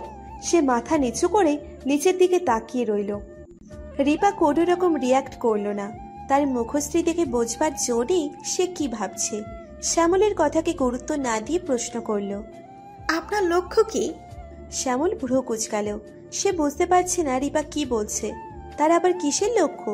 মেয়েটা বোধহয় আধা পাগল টাগল হয়ে গিয়েছে, তাই হাবিজাবি বলছে। সে জোর গলায় বলল, আমার কোনো লক্ষ্য ফক্ষ নেই। আপনাকে সত্যি ভালো লাগে আমার, সেটাই বলেছি। আরে ধুর, আমি বলতে চাইছি কোন উদ্দেশ্যে আমাকে সব বলছেন, অর্থাৎ আমাকে দিয়ে কি করাতে চান? শ্যামল কথাটির অর্থ ধরে ফেলতেই অকপটে জবাব দিল, আপনার আমাকে সাহায্য করতে হবে। আমি প্রমাণ ছাড়া পীরের কিছুই করতে পারবো না। কেমন সাহায্য? শ্যামল সিরিয়াস ভঙ্গিতে হাত নাড়িয়ে বলা শুরু করলো, প্রথমত আমাদের খুবই সাবধান থাকতে হবে, না হলে গতবারের মতো মা আমাকে অবিশ্বাস করে অন্য কোথাও শিফট করবে। ও আপনি তো জানেন না, আমি শর্টকাট বলছি। গতবার ভাবির মরার পরেই আমি অনেক ঝামেলা করেছিলাম, পুলিশ নিয়ে এসেছিলাম। তখন ওনারা কোনো প্রমাণ না পেয়ে উল্টো আমার থেকে জরিমানা নিয়েছিলেন। মা রাগ করে আমাকে ঘর থেকে বের করে দিয়েছিলেন। কয়েক মাস আমি ব্যাচেলর হোস্টেলে ছিলাম। শেষে পীরের ভক্ত হওয়ার নাটক করে মায়ের বিশ্বাস অর্জন করেছি এবং মায়ের বাধ্য সন্তানের মতো আচরণ করছি। রিপা ঠোঁট বাঁকিয়ে বলল, ওরে বাবারে, এত ক্লাইম্যাক্স! আরও কত কি যে দেখেছি। আচ্ছা বাদ দেন, শুনেন, আমার কাছে খুবই দুর্দান্ত প্ল্যান আছে। প্ল্যান হলো। রিপা মনোযোগ দিয়ে সব শুনছে। শ্যামলের প্রতি কথায় সাই দিচ্ছে, যেন সে খুব বুঝেছে। শ্যামলও তালে তাল দিয়ে তাকে বোঝাতে লাগলো। রাতের শেষ প্রহর চলছে। চারিপাশে থমথমে নীরবতা, কোথাও কোনো সাড়া নেই। সবাই বেঘুরে ঘুমোচ্ছে, শুধু ঘুম নেই দুচোরা চোখে। একে অপরের সাথে বিস্তৃত আলোচনা নিয়ে বসেছে, যেন আজ রাতেই সবকিছু জেনে নিবে। কথাবার্তা শেষ হওয়ার বেশ কিছু সময় পর হঠাৎ রিপার মনে পড়ল সে ইমনের থেকে শুনেছে নোহা প্রতি রাতে শ্যামলের ঘরে যায়। মনটা ভীষণ তেতে উঠল। রাগি রাগি ভাবে শ্যামলের বাহুতে খোঁচালো। শ্যামল তাকাতেই রাগান্বিত কণ্ঠে বলল, ওই নার্স প্রতি রাতে আপনার ঘরে যেত কেন? অস্বীকার করার ফুলেও চেষ্টা করবেন না। মেয়েরা বড়ই অদ্ভুত, কারণবিহীন হুটহাট তাদের মুড বদলে যায়। এদের বোঝা শুধু কঠিন নয়, অসম্ভবও বটে। কথাটা ভেবেই চোখ পেলে তাকালো শ্যামল। অস্বীকার করতেই নিচ্ছিল, কিন্তু রিপার শাসানো রূপ দেখে থেমে গেল। শ্যামল দুষ্টু হেসে বলে, কেন আবার বুঝো না? কথাটা শেষ করে পলক ফেলবার সময় পেল না শ্যামল। রিপা ঝট করে ওকে জোরে ধাক্কা দিয়ে ফেলে দিল।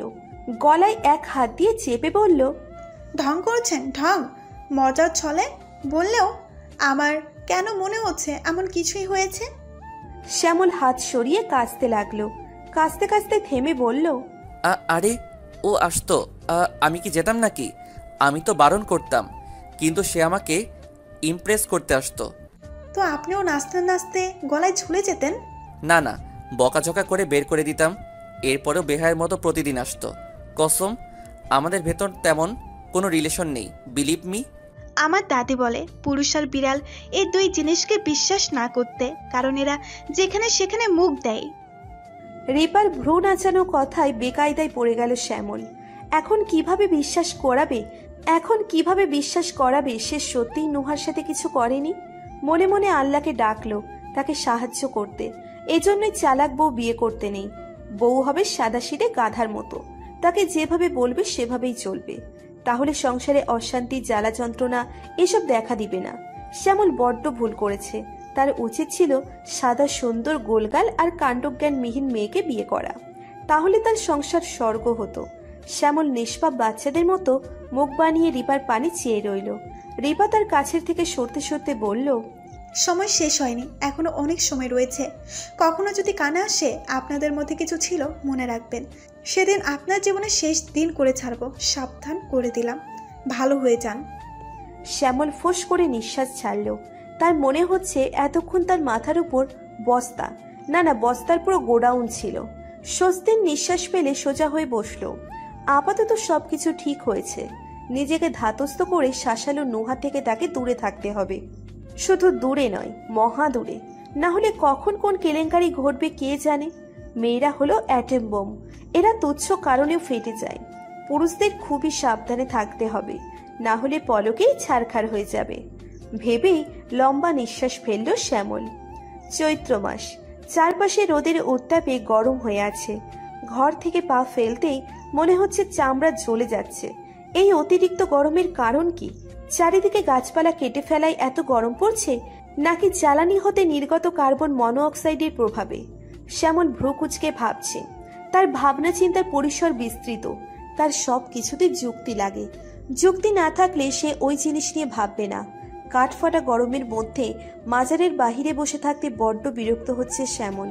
সকাল না হতেই নির্মলা বেগম তাদের সবাইকে নিয়ে পীরের দরবারে হাজির হয়েছেন। উদ্দেশ্য হলো রিপার জন্য পীরের আশীর্বাদ। এই পীর সাহেবের আগে কিছুই ছিল না, অথচ এখন কত কি! তার সেবায় 5-6 জন নিয়োজিত। তার উপর সে বিশাল এক মাজার বানিয়েছে। রাস্তা দিয়ে যে পথচারী যায় সে এসে কিছুক্ষণ কান্নাকাটি করে কতগুলো চকচকে নোট দান বাক্সে ঢুকিয়ে যায়। শ্যামল ভীষণ চিন্তিত। এ লোকের তো বিরাট ধান্দা হয়েছে। খুবই জোরালো প্রমাণ না পেলে এসব অন্ধভক্ত তাড়ানো তার জন্য কঠিন হয়ে পড়বে। রিপা ইমনের দ্বিতীয় স্ত্রী সেজে পীরের এক কক্ষে বসে আছে। নিখুঁতভাবে সে অভিনয় করে যাচ্ছে। পীরের কক্ষের দরজা লাগানো। নির্মলা বেগম সহ বাকিরা বাহিরে দাঁড়ানো। পীর সাহেব এখন ধ্যান করছেন। ইনি ইমনের প্রথম স্ত্রীকে আহ্বান করছেন। কিছুক্ষণের মধ্যেই সে আসবে। হঠাৎ করে রুমের বাতি নিভে গেল। এক দমকা বাতাস এসে গা ছুঁলো। রিপার শরীর চমচম করে উঠল। পীর হুঙ্কার দিয়ে ইমনের প্রথম স্ত্রীর রূপ ধারণ করে নিলেন। তিনি মোটা স্বরে বললেন, কেমন আছো রিপা? ভালো আছি। পীর নাটকীয় ভঙ্গিমায় রিপার সাথে কথা বলতে লাগলো। রিপাও দক্ষতার সহিত অভিনয় চালিয়ে যাচ্ছে। সে ভীষণ ভয় পাচ্ছে এমন ভান করল। 5 মিনিট না যেতেই পীর সাহেব আবারও শরীর ঝাঁকিয়ে নিজের অস্তিত্বে ফিরে এলেন। বাহির থেকে এক রক্ষী দরজা খুলে দিতেই হুড়মুড় করে রিপার পরিবার ঢুকে পড়ল। তারা তাকে একে একে এ প্রশ্ন সে প্রশ্ন করতে লাগলেন। রিপা উচ্ছ্বাসের সহিত বলল, মা মা আমি আপুর সাথে কথা বলেছি। নির্মলা বেগম পীরের দিকে শ্রদ্ধার দৃষ্টিতে তাকিয়ে বললেন, এসবই ওনার কাণ্ড। আমি তোকে সকালে বলেছিলাম না ওনার কত ক্ষমতা? এবার নিজের চোখে দেখলি তো? হ্যাঁ মা। নির্মলা বেগম ফিসফিস করে বললেন, এবার হাতের ওই বালাজোড়া খুলে দি। সাহেব খুবই খুশি হবেন। উনি না করবেন না, তুই জোর করে দিস। পীরের কানে স্পষ্ট কথাটা ঢুকেছে। রিপা এক পলক তার দিকে তাকিয়ে বলল, কিন্তু মা আপু তো বলেছে আমার শরীরে সবসময় এসব অলংকার রাখতে। তিনি এগুলোতে ফু দিয়ে দিয়েছেন। এখন নাকি কেউ আমার ক্ষতি করতে পারবে না। আমি কি দিয়ে দিব? সত্যি বলছিস? না না বাবু, তাহলে দরকার নেই। হ্যাঁ সত্যি। সাথে এটাও বলেছেন ওনার অলংকারগুলো যেন সাহেব বাবা থেকে নিয়ে যায়। এগুলো নাকি তিনি আমার জন্য রেখেছেন। আমি কতবার না না বলেছিলাম, কিন্তু উনি কঠিন আদেশের সুরে বলেছেন আমি যদি এসব না নিই তাহলে নাকি কখনো ইমন সুস্থ হবে না। ওরা নাকি ওনার পিছু ছাড়বে না। এখন আপনি বলেন আমি কি করব? সাহেব বাবা বিস্ফোরিত চোখে তাকালেন। তার মুখশ্রী দেখলে যে কেউ বলবে সে তার জীবনে এই প্রথম এতটা আশ্চর্য হয়েছে, এবং এমন আশ্চর্য সে আর কোনোদিন হবে না। সে তৎক্ষণাৎ ঘাড় হেলিয়ে বলল, মিথ্যা বলছে এই মেয়ে, আমি এসব কিছুই বলিনি। কথাটা বলেই জিভ কাটল সে। মুখ ফসকে কি বলে ফেলল। তারা তাকাতেই সে কথাটা ঘুরিয়ে বলল, আমার কথা অর্থ হলো প্রীতি এইসব কথা কেন বলবে? এতদিনেও তো কখনো বলেনি।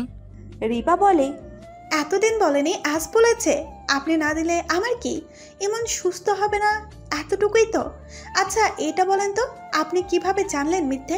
তখন তো আপনার মধ্যে আপু ছিলেন। তাহলে উনি কি বলেছেন সেসব তো আমার জানার কথা, তাই না? পীর থতমত খেয়ে গেল। কথা বলার মতো কিছু খুঁজে পাচ্ছে না। নির্মলা বেগম খুশি খুশি মুখে বলে, বলেছে বলেছে পীর সাহেব, বউটা ছিলই এমন উদার। আপনি দিয়ে দেন। এসব সে পরে দিয়েছে।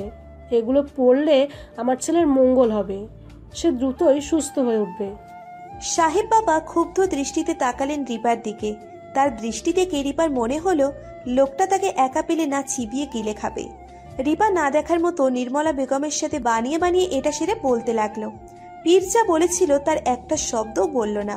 তা দেখে পীর আরো ক্ষুব্ধ হলো। খুবই কষ্টের সহিত তিনি রিপার হাতে জিনিসগুলো এগিয়ে দিলেন। রিপা নিতে যেয়ে দেখলো তিনি শক্ত করে ধরে রেখেছেন। রিপাও জোর করে টেনে নিয়ে নিল। পীর সাহেব কঠিন দৃষ্টি নিক্ষেপ করলেন, সাথে সাথে রিপা চোখ টিপে তার দিকে হাসি ছুড়ে দিল।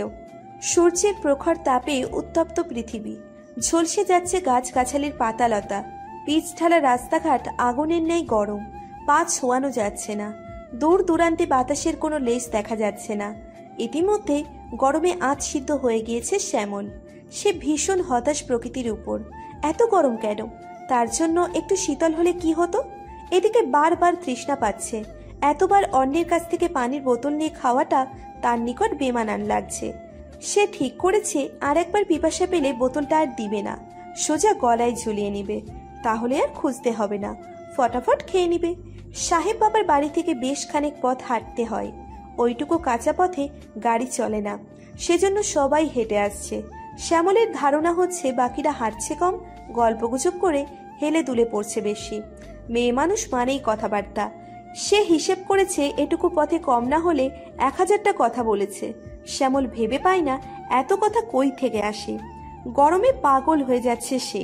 ওদিকে মেয়েরা খুশি খুশি হয়ে গল্প করছে। তাদের দেখলে মনে হবে না আদেও কোনো গরম পড়ছে কিনা। একাধিক মেয়ে মানুষ একসাথে আর সেখানে কথা হবে না, এটা দুঃস্বপ্ন বই কিছুই নয়।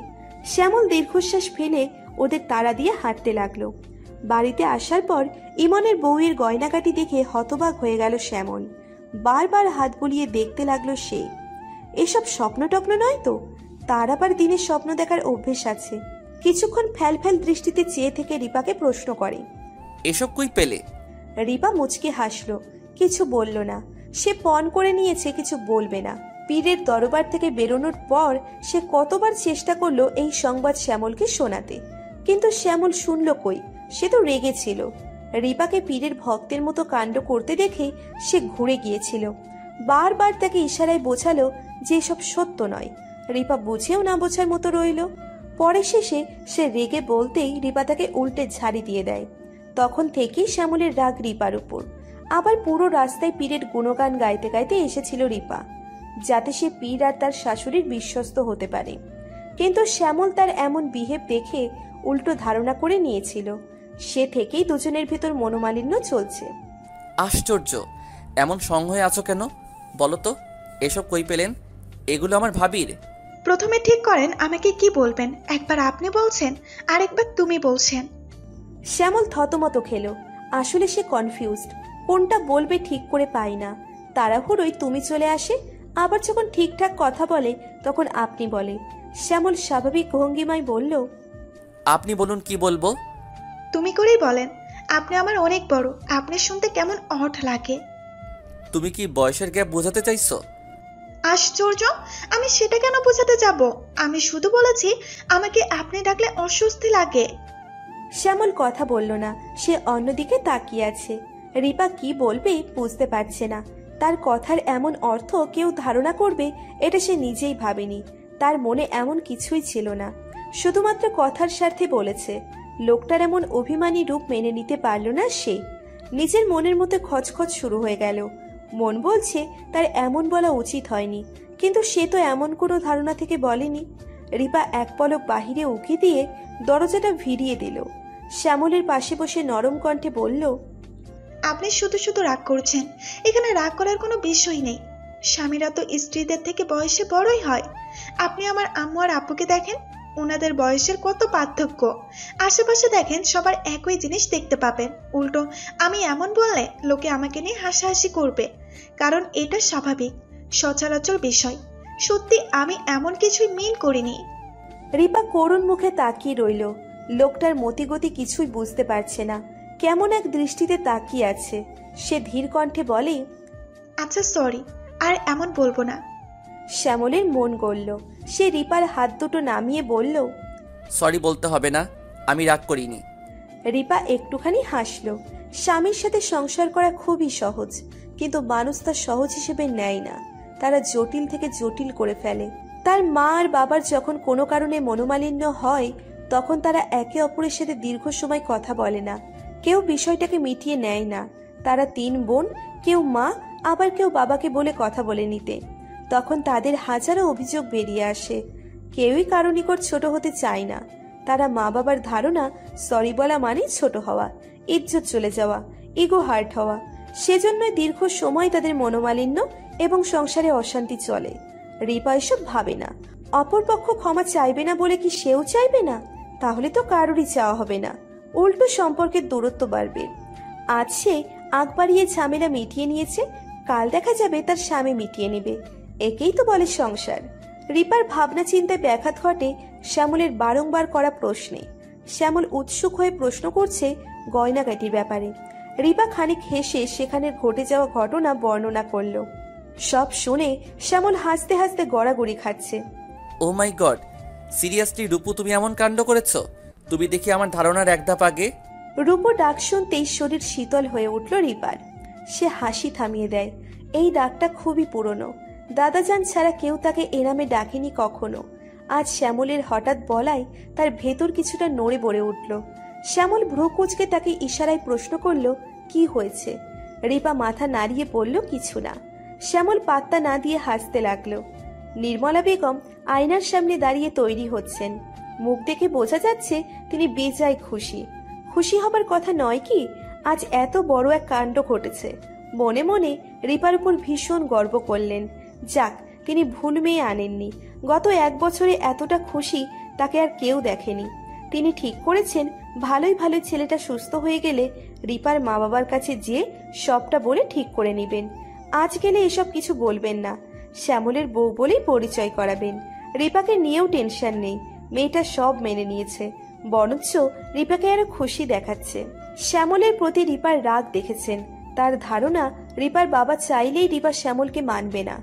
রিপা আর ইমনের সব ঝামেলা মিটে গেলে নোহা আর শ্যামলের বিয়েটা দিয়ে দিবেন। এরপর তিনি আদায় মুক্ত হবেন। মা বাবার ঘাড়ে সবচেয়ে বড় বোঝা থাকে ছেলে মেয়েদের বিয়ে। এই দিকটা সেরে ফেলতে পারলেই তারা আদায় পেয়ে যায়। নির্মলা বেগম তৈরি হয়ে ঘড়ি দেখলেন, এখনো 2টো বাজেনি। তাদের 2টা পূর্বে বেআইদের বাড়ি পৌঁছতে হবে। রিপার বাবার বাড়িতে আজকে যাওয়ার দিন ঠিক হয়েছে। সকালে রিপা তার বাবা মায়ের সাথে কথা বলার পর তারা জেদ করেছেন আজই মেয়েকে নিয়ে যেতে। আদরের মেয়ে কখনো একা কোথাও যেতে দেয়নি। আজ এতটা দিন তাদের থেকে দূরে, মন তো কাঁদবেই। তাছাড়া রিপার ওইটুকু মুখ দেখে তিনিও বারণ করেননি। ঠিক করে নিলেন দুপুরের খাবার সেখানে খাবেন। এরপর বিকালের দিকে তারা চলে আসবেন এবং রিপাকে কিছুদিনের জন্য রেখে আসবেন। যথাসময় রুবেল সাহেবের বাড়িতে এসে পৌঁছয় রিপার শ্বশুরবাড়ির লোকজন। সবাই বেশ সেজেগুজে এসেছে। নোহা আজ লাল রঙের জামা পরেছে। তাকে দেখতে একদম নায়িকা নায়িকা লাগছে। সে বেশ ভাব নিয়ে শ্যামলের পাশে দাঁড়িয়ে আছে। রিপা ভারী শাড়ি পরেছে। বিয়ের পর বাবার বাড়িতে প্রথমবার আসছে, দামি শাড়ি তো পরতেই হবে। নোহাকে শ্যামলের এত কাছে দেখে সহ্য করতে পারছে না সে। একটু পরপর চোখ কটমট করে শ্যামলের দিকে তাকায়। শ্যামল তখন অসহায় দৃষ্টিতে তাকায়। তা দেখে রিপা খুব জোরে জোরে চিমটি কাটে তাকে। শ্যামল দাঁত মুখ খিচে নিজেকে সংযত করে। সে পড়েছে বেকায়দায়। কোনো রকম শব্দ করলেই বাজবে ভেচাল। নিচের রাগটা কলিং বেলের উপর দেখাতে লাগলো সে। দ্রুত দরজা না খুললে তাকে আর পাওয়া যাবে না। 2 সেকেন্ডের মাথায় চেঁচাতে চেঁচাতে দরজা খুলে দিলেন বুড়ি মহিলা। সম্পর্কে তিনি রিপার দাদি। কি গো বাপুরে, কান ফাটিয়ে দিবে নাকি? দরজা খোলার জন্য সময় তো লাগে। এতবার যে বাজাইতেছ, এটা নষ্ট হইলে আবার কিনে দিবানি? শ্যামল লজ্জিত ভঙ্গিতে বলল, দুঃখিত। রিপা হাঁ করে দাদির দিকে তাকিয়ে আছে। দাদি কখন আসলো? দাদি তো ফুপির বাড়িতে ছিলেন। সে বিড়বিড় করে বলল, ইয়া আল্লাহ মাবুদ, তুমি বাঁচাইও। রিপা দ্রুত মাথা নিচু করে দাদির পা ধরে সালাম করে বলল, আসসালামু আলাইকুম দাদি, ভালো আছেন নি? রূপসী বানু অন্যদিকে মুখ ঘুরিয়ে আছে। ভালো আছি বললেন। শ্যামল ও রিপার দেখা দেখি রূপসী বানুর পায়ের দিকে ঝুঁকলো সালাম দিতে। সাথে সাথে চিৎকার দিয়ে সরে গেলেন তিনি। শ্যামল হক চুকিয়ে তাকালো। কি হলো বুঝতে পারছে না সে। নাউজুবিল্লাহ নাউজুবিল্লাহ, এই কি কাণ্ড! ও নিপা, ও শিপা, তাড়াতাড়ি জমজম কুকুর পানের বোতলটা নিয়ে আয়। শ্যামল অবাক হয়ে বলল, কি হয়েছে? তার ধারণা ওনার পায়ে কিছু হয়েছে। সে রূপসী বানুর পা দেখতে যেতেই তিনি চেঁচিয়ে বললেন, একদম কাছে আইবি না, না হলে মাথা ফাটাই দিব। পুরুষ আর বিড়াল এই 2 জাতকে বিশ্বাস করতে নেই। এরা যেখানে সেখানে মুখ দেয়। রিপা চোখ বন্ধ করে ফেলল। এমন কিছু ঘটবে তার আগাম ধারণা ছিল। তার দাদি সুচিবাই টাইপের, কোনো পুরুষ মানুষকে তার আশেপাশে দেখতে পারেন না, এমনকি তার ফুপা এবং ফুপাতো ভাই পর্যন্ত না। শ্যামল ফ্যালফ্যাল দৃষ্টিতে রিপার দিকে তাকিয়ে রইল। সে নির্বাক।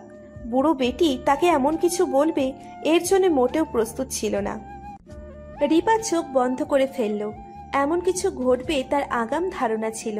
তার দাদি সুচিবাই টাইপের, কোনো পুরুষ মানুষকে তার আশেপাশে দেখতে পারেন না, এমনকি তার ফুপা এবং ফুপাতো ভাই পর্যন্ত না। শ্যামল ফ্যালফ্যাল দৃষ্টিতে রিপার দিকে তাকিয়ে রইল। সে নির্বাক। বুড়ো বেটি তাকে এমন কিছু বলবে এর জন্য সে মোটেও প্রস্তুত ছিল না। ইতিমধ্যে রূপসী বানুর চেঁচামেচি শুনে উপস্থিত হলেন ঘরের বাকি সদস্যরা। রুবেল সাহেব বেশ ইতস্তত ভঙ্গিতে রিপার শ্বশুরবাড়ির লোকদের ভেতরে আসতে বলে রূপসী বানুকে নিয়ে ভিতরে চলে গেলেন। যদিও তিনি যেতে চাইছিলেন না, তবুও রুবেল সাহেব জোরপূর্বক নিয়ে গেলেন।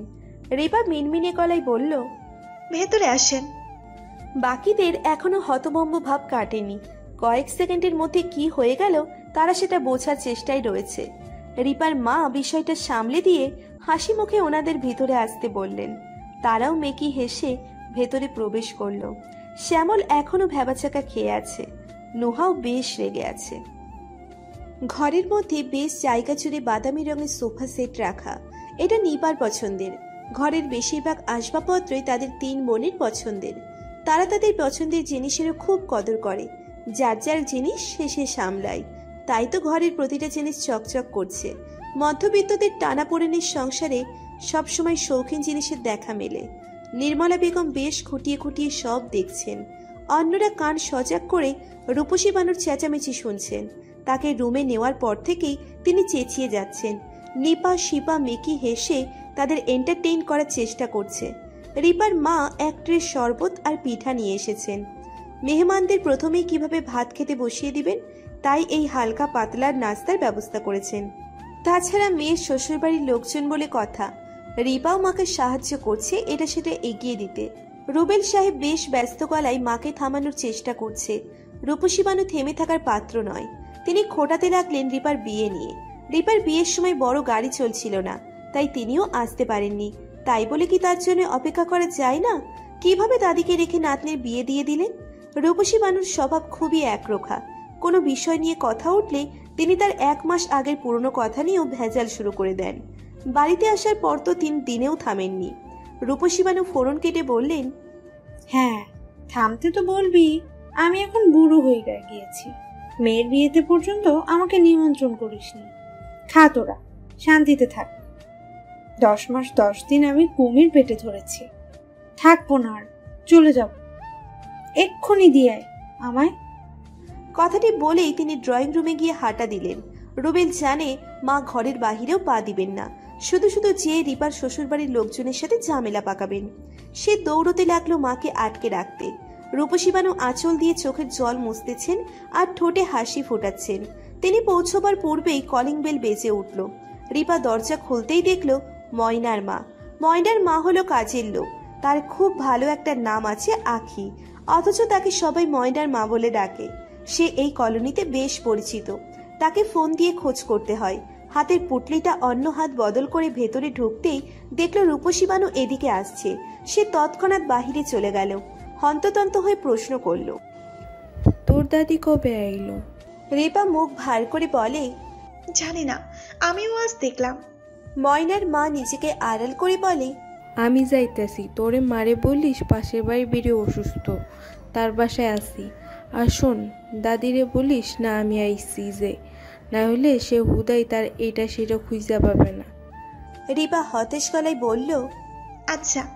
ময়নার মা পা বাড়ানোর পূর্বেই রূপসী বানু চেঁচিয়ে বললেন, কি রে ময়নার মা, তুই আইসোস? তুই এমন চোরের মতন যাইতেছিস কে? দেখি দেখি তোর পুটলিতে কি আছে। কিছু না খালাম্মা, শুধু বাসি পটলের তরকারি। রূপসী বানু আর চোখে তাকিয়ে বললেন, ও আচ্ছা, এদিকে আয় তো। আমার 4 গোটা সুপারি খুঁজে পাইতেছি না, তুই দেখছস? একটু খুঁজে দে তো।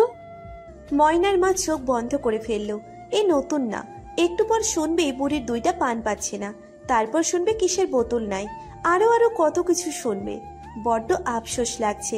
কেন যে এসেছে তার ধারণা আজ ঘুম থেকে উঠবার পর ময়নার মুখখানা দেখেনি, তাই এমন মুসিবত দেখা দিচ্ছে। কাল থেকে ময়নাকে বেঁধে রাখবে, তারপর ঘুম থেকে উঠে তার মুখ দেখে কাজে আসবে।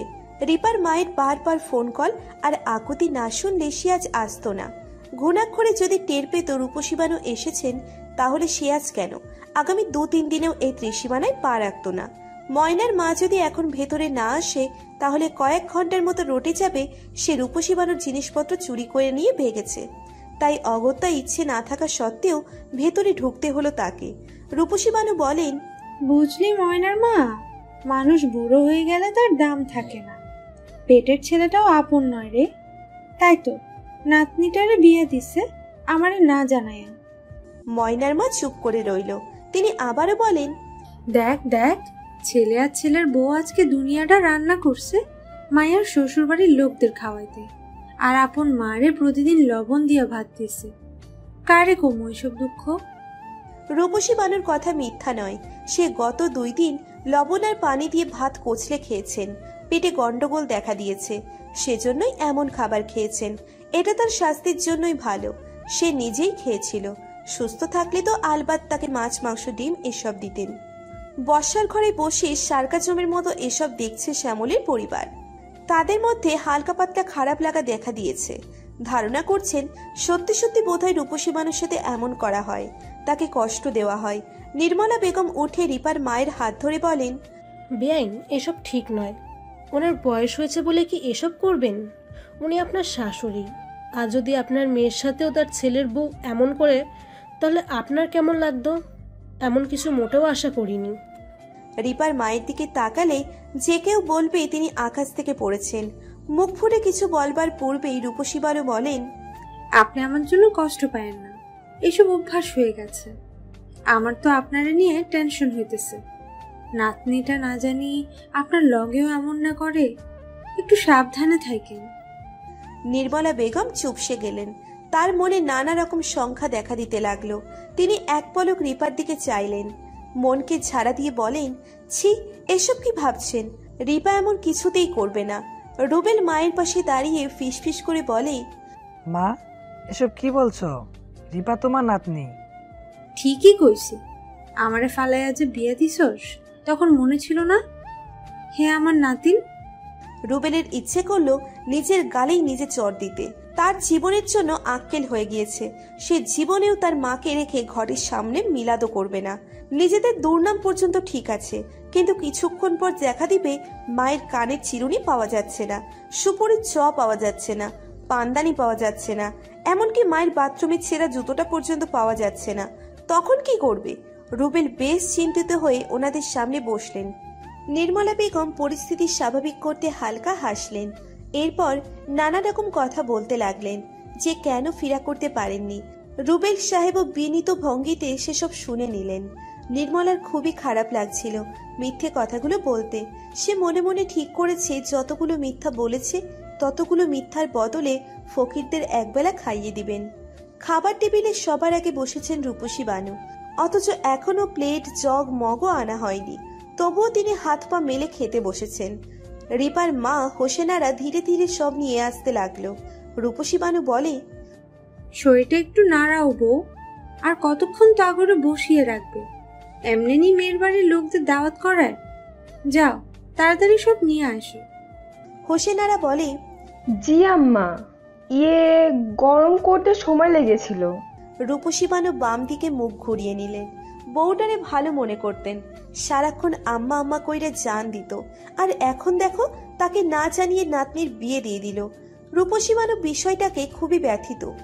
একমাত্র ছেলের বড় নাতিন বলে কথা, অধিক শোকে তিনি এসব করছেন।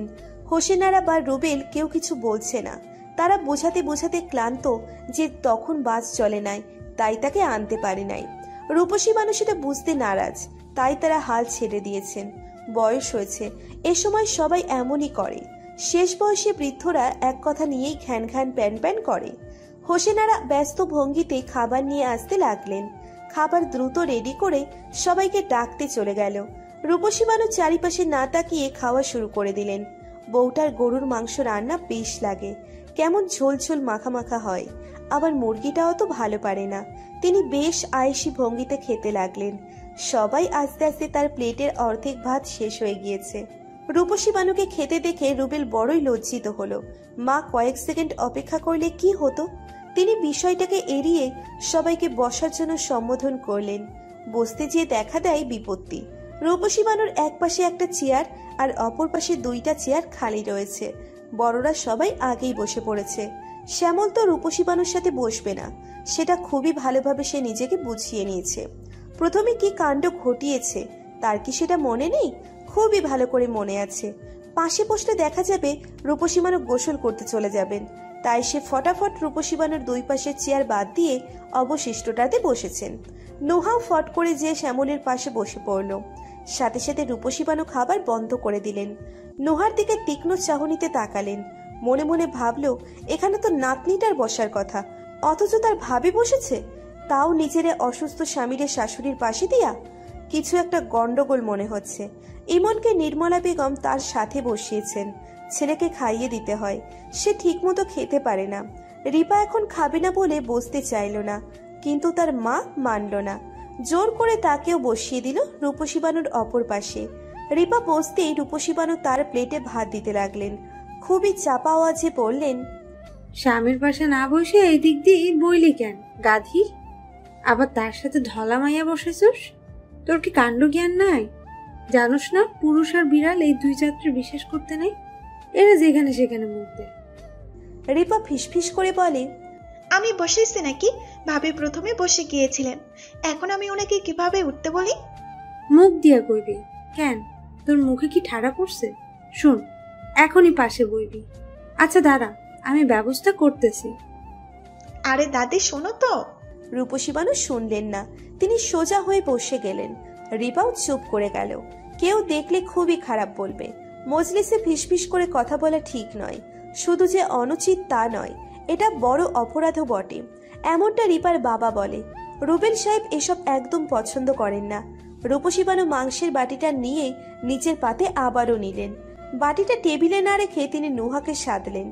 নোহা একটু হেসে না বলল। রূপসী বানু দমলেন না, জোরপূর্বক তার প্লেটে দিতে দিতে বললেন, আরে না বললে হইব? মেহমান মানুষ কিছুই লইতেছ না। নাও নাও, এটা খাও, এটা খুবই মজা। রুবেল বলে, আম্মা, ও যখন নিতে চাইছে না তাহলে জোর করছো কেন? তুই চুপ কর, মেহমানরা তো না করবেই, তাই বলে। আও, কি করলেন? আমার তো দামি জামা। রূপসী বানু শরমিন্দা হলেন। অপরাধী স্বরে বলেন, দুঃখিত দুঃখিত মা, একদম চোখে দেখি নাই, বয়স হয়েছে তো এই জন্য চোখে কম দেখি। পোলাটারে কতবার কইলাম চশমা কিনে দিতে, ভালো একটা ডাক্তার দেখাতে, এরা শুনে কই। আমি তো জি জি বুঝতে পেরেছি বলেই নোহা টিস্যু দিয়ে মুছতে লাগলো।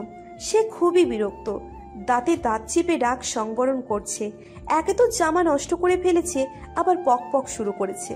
না থামালে দেখা যেত আরো কত হাবিজাবি বলা শুরু করেছেন। রূপসী বানু বলেন, এমনি মুছলে যাইব না, তুমি পানি দিয়ে ধুইয়া নাও। বৌমা এদিকে আসো তো, মায়ের একটু ওই কি বিসিন না ভাসিন দেখা দাও। নোহা লাগবে না বলে যেতে চাইল না। রূপসী বানু মানলেন না, জোরপূর্বক হোসেনারের সাথে বেসিনে পাঠিয়ে দিলেন।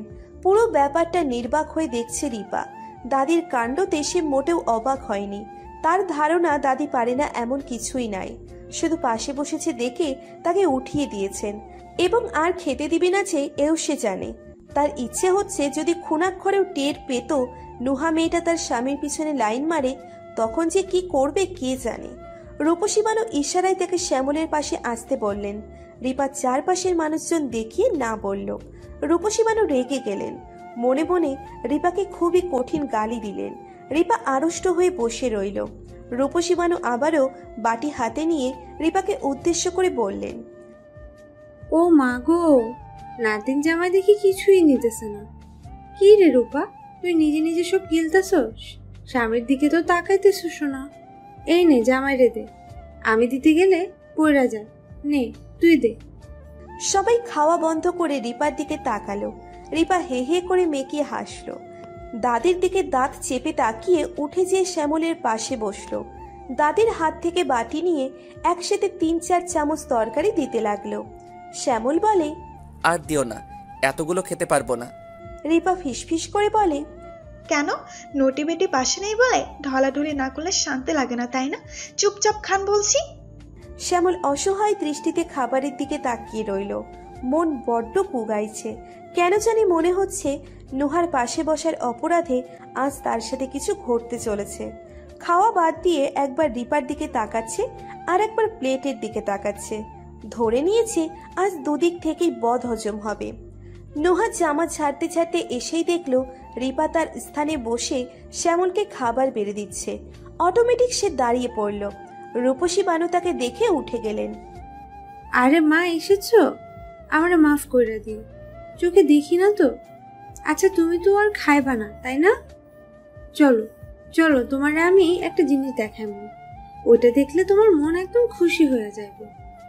নিপা বলে, দাদি, ভাবি তো খাবে না বলে নাই, আপনি? তুই চুপ কর, বেশি জানোস নি। এমন সুন্দর চিকন মায়েরা কম খায়, দেখোস নাই খাইতে বসেও কত অল্প খাইছে। বেশি খাইলে মোটা হয়ে যায়, বুঝছস? কি গো মা, তুমি তো আর খাইবা না, তাই না? সবার এক দৃষ্টিতে তাকানো দেখে নুহা বেকায়দায় পড়ে গেল। এত মানুষের সামনে নিশ্চয়ই বলা যায় না আমি খাবো। ভদ্রতার খাতিরে দাঁতে দাঁত চেপে হেসে বলল, হ্যাঁ হ্যাঁ, আর খাবো না, আমি তো অয়েলি ফুড খাই না। রূপসী বানু এক গাল হেসে বলে, দেখছস, আমি কইছি না। আচ্ছা মা, চলো চলো। নুহাকে জোর করে রূপসী বানু নিয়ে গেলেন। তার দেখানো মতো কিছুই নেই, তবুও তিনি আলমারি থেকে এটা সেটা দেখাচ্ছেন আর ইতিহাস বলছেন। নুহা ভদ্রতার খাতিরে সব সহ্য করছে, না হলে এতক্ষণে বানুর রফা দফা করে দিত। রূপসী বানু কথায় কথায় একটা চামচ বের করলেন। চামচটা দেখতে খুবই সুন্দর, তবে সেটা একটা আর নেই। নির্মলা বেগম নুহাকে ডাক দিতেই সে বেরিয়ে এলো। ইমনকে ঔষধ খাওয়াতে হবে। রূপসী বানুও তার পেছন পেছন এলেন। সবার খাওয়া শেষ। ময়নার মা প্লেট বাটি কিচেনে নিয়ে যাচ্ছে। হোসেনারা ও তার সঙ্গে সব কাজ করছেন। নিপা, শিপা, শ্যামল আর রিপাকে নিয়ে ছাদের দিকে গিয়েছে। রূপসী বানু অন্যদিকে না যেয়ে ডাইনিং এ দাঁড়িয়ে দাঁড়িয়ে ময়নার মাকে দেখতে লাগলেন। সে কয়টা নিচ্ছে, কি কি নিচ্ছে, আর চোখে সব পরখ করছেন। হোসেনারাকে ইশারায় কাছে ডেকে বলেন, বউ দেখো তো সব ঠিক আছে কিনা। আহা মা, ময়নার মা খুবই ভালো মানুষ, আপনি শুধু শুধু তাকে সন্দেহ করতেছেন। রূপসী বানু বিরক্তির সুরে বলেন, ভালো মানুষরাই আজকাল চুরি করে। ভালো ভালো বইলা তার সামনে সব খোলা রাখলে শয়তানে তখন তারে খোঁচায়, বলে নিয়ে নে নিয়ে নে। ওরা জানে তুই ভালো, এইসব তুই চুরি করবি না, তখন সেও নিয়ে নেয়। হোসেনারা বলেন, কি বলেন মা, এমনও হয়? রূপসী বানু বলে, হয় হয়। এই দেখো চামচটা, এটা কার জানো? এটা হইল আমার বাল্যকালের সখী। মেলা দিন আগে একবার তার বাড়িতে গিয়েছিলাম, তখন এই চামচটা খুবই পছন্দ হয়েছিল। আশেপাশেও কেউ ছিল না, শয়তানে তখন আমারে খোঁচাই বলে নিয়ে নে নিয়ে নে, কেউ দেখবে না। আমি নিতে চাইছিলাম না, শয়তানে অনেক জোর করছে দেখে আর না করতে পারি নাই। টুপ করে নিয়ে আঁচলের নিচে লুকাই ফেলছি। তাই বলে আম্মা চামচ? হোসেনারা বিস্মিত চোখে শাশুড়ির দিকে তাকালেন। রূপসী বানুকে দেখতে খুবই নিষ্পাপ লাগছে। কে বলবে এই মহিলা চামচ চুরি করেছে? রূপসী বানু বউয়ের তীক্ষ্ণ দৃষ্টি দেখে চুপচাপ চলে গেলেন। এভাবে বলা ঠিক হয় নাই, অন্যভাবে বললে হতো। থাক, বলে ফেলেছি তো কি হয়েছে? আমি কি নিতে চাইছি? শয়তানে জোর করেছিল দেখাই না নিচ্ছি। রূপসী বানু আপন মনে বিড়বিড় করতে করতে চলে গেলেন। যেতে যেতে ঠাস করে ধাক্কা খেলেন নোহার সাথে। নোহা হড়বড় করে কই যাচ্ছে। ও মা গো, কোমর শেষ রে। খারাপ মাইয়া, কই যাইতেছো? বড় ছোট মানো না, ধাক্কা ধাক্কি করে ফালাই দাও। সরি সরি দাদি, আমি দেখিনি। রাখো তোমার শাড়ি, শাড়ি কইলে আমার ব্যথা চলে যাবনি। নোহা দাঁত চেপে তাকিয়ে রইল। এখন তর্ক করতে ইচ্ছে করছে না। দ্রুত যেতে হবে, না হলে রিপা আর শ্যামল তার চোখের সামনে থেকে চলে যাবে। সে বিনয়ের সাথে মাথা নত করে রইল। রূপসী বানু দমকেলেন না, তিনি বকে যেতে লাগলেন। উপায়ন্তর না দেখে নোহা চুপ করে দৌড় দিল। রূপসী বানু পেছন থেকে তাকে চেঁচাতে লাগলেন। সেসব কর্ণগোচর করল না সে। দরজার বাহিরে এসে কোথাও রিপা আর শ্যামলের চিহ্ন দেখল না সে। অনেকক্ষণ খুঁজেও কোনো দিশা না দেখে ঘরে ফিরতে হলো তাকে। গোমরা মুখে নির্মলা বেগমের পাশে বসলো। নির্মলা বেগম রুবেলের সাথে কথা বলছে। ইমন নিপার সাথে ছাদে গিয়েছে। রুবেল কিছু জরুরি কথা বলছিল নির্মলার সাথে, তখন ইমনের জন্য বলা হয়ে উঠছিল না। সে কথার মাঝখানে সমস্যা করছিল, তাই নিপাকে ডেকে তার সাথে পাঠিয়ে দিয়েছে রুবেল সাহেব। নিস্তব্ধ ছাদে একা একা হাঁটছে নিপা।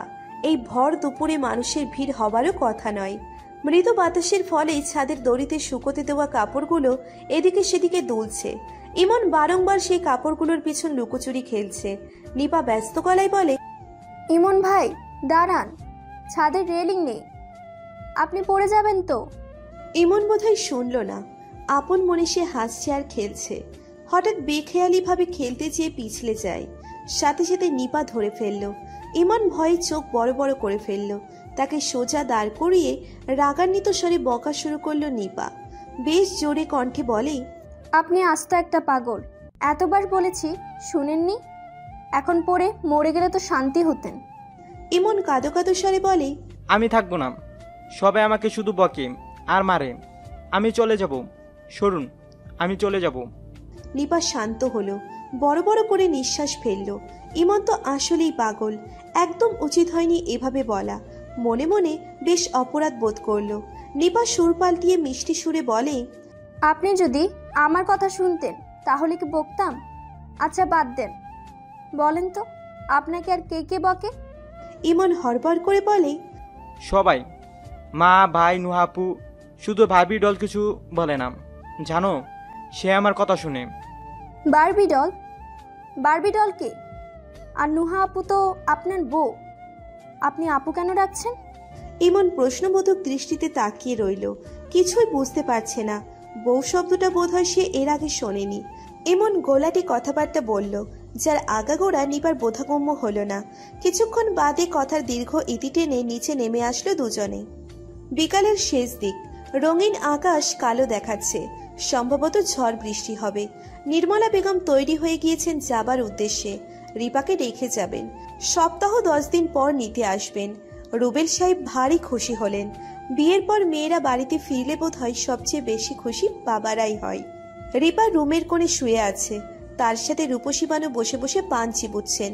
রিপার দিকে এক পলক তাকিয়ে মুখ ভেঙচিয়ে বলেন, এমন ঢং দেখায় শুয়ে আসুস কেন? যা যা শাশুড়ির বিদায় দিয়ে। রিপা নিরুত্তর রইল। রূপসী বানুর একই কথা বারংবার শুনতে শুনতে বিরক্ত হলো। খানিক বাদে মুখ খুলল, বলল, আচ্ছা দাদি, আমি এখানে থাকলে তো তিনি ওই বাড়িতে থাকবে, আবার নুহা ভাবিও ওখানে থাকবে। তো আপনি না বলছিলেন আপনি বিয়ার পর একদিনও দাদাজান রাস্তারা কোথাও থাকেন নাই এবং থাকতেও দেন নাই? আর আমি অসুস্থ থাকলে ওই দিন আর তারা বাড়ির বাইরে পা রাখতে দেয় না। দেখা যেত আমি অসুস্থ বলে কোন চিপায় নটিবেদিদের সাথে চলে যাইতো। ঠিক করছি না বল? একদম। রূপসী বানু মিষ্টি হাসলেন। রিপা সুর পাল্টিয়ে বলল, দাদি, শ্যামল না সারাক্ষণ মৌমাছির মতো নুহা ভাবির পেছনে ঘুরঘুর করে। এখন আমি যদি না থাকি তাহলে কি হইব বুঝতে পারতেছ? রূপসী বানু পান চিবোনো বন্ধ করে দিলেন। কল্পনায় শ্যামল আর নুহাকে একসাথে দাঁড়িয়ে কাছে এগিয়ে আসতে দেখেই তিনি চোখ বড় বড় করে ফেললেন। নাও চুবিল্লাহ, নাও চুবিল্লাহ বলে বিড়বিড় করে পানির পিক ফেললেন। হড়বড় করে উঠে বসে ছুট লাগালেন ড্রয়িং রুমে। চারপাশে চোখ বোলাতেই দেখলেন নুহা শ্যামলের পাশে দাঁড়িয়ে আছে। তৎক্ষণাৎ তার চোখের সামনে কল্পনার দৃশ্য ভেসে উঠল। এক চিৎকার দিয়ে ওদের দুজনের মাঝখানে দাঁড়িয়ে পড়লেন। সাথে সাথে ছিটকে সরে পড়ল নুহা আর শ্যামল। দুজনেই ভয়ে বুকে থুতু ছিটাতে লাগলো। উপস্থিত সবাই হতভম্ব হয়ে গেল। নির্মলা বেগম প্রশ্ন করল, কি হয়েছে, কি হয়েছে? রূপসী বানু নিজেকে সামলিয়ে বলেন, কিছু না। রুবেল বলে, তাহলে এমন চিৎকার দিয়েছো কেন আম্মা? খুশিতে চিৎকুট দিছি। আমি ঠিক করেছি, আমিও যাব নাতিনের শ্বশুর বাড়ি। বিয়ার সময় তো সব চোখে দেখি নেই, তাই এখন সব দেখব। রুবেল ব্যস্ত গলায় বলে, আমা কি বলতেছো? রিপা তো থেকে যাবে, তুমি যে কি করবা? রূপসী বানু বলে, রিপা থাকবো কে বলছে তোরে? রিপা তোর মতো অবুঝ না। শাশুড়ি অসুস্থ, ভাসুর অসুস্থ, স্বামী অসুস্থ, সে কোন আক্কেলে থাকবো? শ্যামল চোখ বড় বড় করে বলে, আমি কখন অসুস্থ হলাম? রূপসী বানু তাকে ঝাড়ি দিয়ে বলে, এখন অসুস্থ। বাগানে যাইয়া রিপার সিপারে বলে কইছিল পেটের গুটুর গুটুর করতেছে, কয়েকবার নাকি বাথরুমে গেছো, সব পাতলা পাতলা যাইতেছে। কি রে শিল্পা বলে নাই? শিবা মাথা নাড়ালো। দাদির কথার বিপরীতে বলার সাহস নেই। এর পূর্বে দুবার সাহস দেখানোর ফলস্বরূপ ফর্সা গাল দুটো লাল হয়ে গিয়েছিল, তাই এবার আর সাহস করলো না। রিপাকে এদিকে আসতে দেখে শ্যামল সাথে সাথে মাথা তুলিয়ে সমর্থন করলো এবং পেট চেপে অসুস্থতার ভান করলো। নির্মলা বেগম বেশ লজ্জিত হলেন। ছেলেটা একদম বোকা হয়ে গেছে। শ্বশুরবাড়িতে প্রথম এসেই ডায়রিয়া ছুটিয়েছে, এটা কোনো কথা? রুবেল সাহেব ব্যস্ত হয়ে স্যালাইন নিয়ে আসলেন। এক প্যাকেট গুলিয়ে তাকে জোর করে খাইয়ে দিলেন। শ্যামলকে প্রশ্ন করলেন, বাবা বেশি পাতলা নাকি? রূপসী বানুর মাথা দুলানো দেখে শ্যামলও মাথা দুলালো। রুবেল সাহেব সাথে সাথে আর এক প্যাকেট খাইয়ে দিলেন। শ্যামল পেট চেপে ধরল। এবার সত্যি সত্যি পেট ব্যথা করছে, গলা ভর্তি খাবার, পেট পাক দিয়ে উঠল। সে তৎক্ষণাৎ ছুট দিল বাথরুমে। তার সাথে সাথে বাকিরাও যে বাথরুমের দরজার সামনে দাঁড়ালো। কয়েক সেকেন্ড বাদেই রূপসী বানু প্রশ্ন করেন, এবার ঠিকঠাক হয়েছে? ভেতর থেকে তখন কোনরূপ শব্দ আসে না। রূপসী বানু অস্থির হয়ে উঠলেন, বারংবার একই প্রশ্ন করতে লাগলেন। এসব দেখে লজ্জায় ইতস্তত করতে লাগলেন নির্মলা বেগম। সেদিকে কেউ নজর করল না। খানিক বাদে বেরিয়ে আসলো শ্যামল। চোখ বেয়ে জল গড়িয়ে পড়ছে, মুখে করুণ দশা। জামাই এবার কেমন হয়েছে? পাতলা নাকি ঘন, নাকি ডাক্তার নিয়ে আইতে হইব? শ্যামল মাথা দুলালো। ডাক্তার লাগবে না, অথচ তার বলা উচিত লাগবে। খুবই শোচনীয় অবস্থা। সুস্থ মানুষকেও যে কেউ অসুস্থ বানিয়ে দেয় তা এখানে না আসলে শ্যামল জানত না। কোন রকম এলোমেলো পা ফেলে ড্রয়িং রুমে আসলো।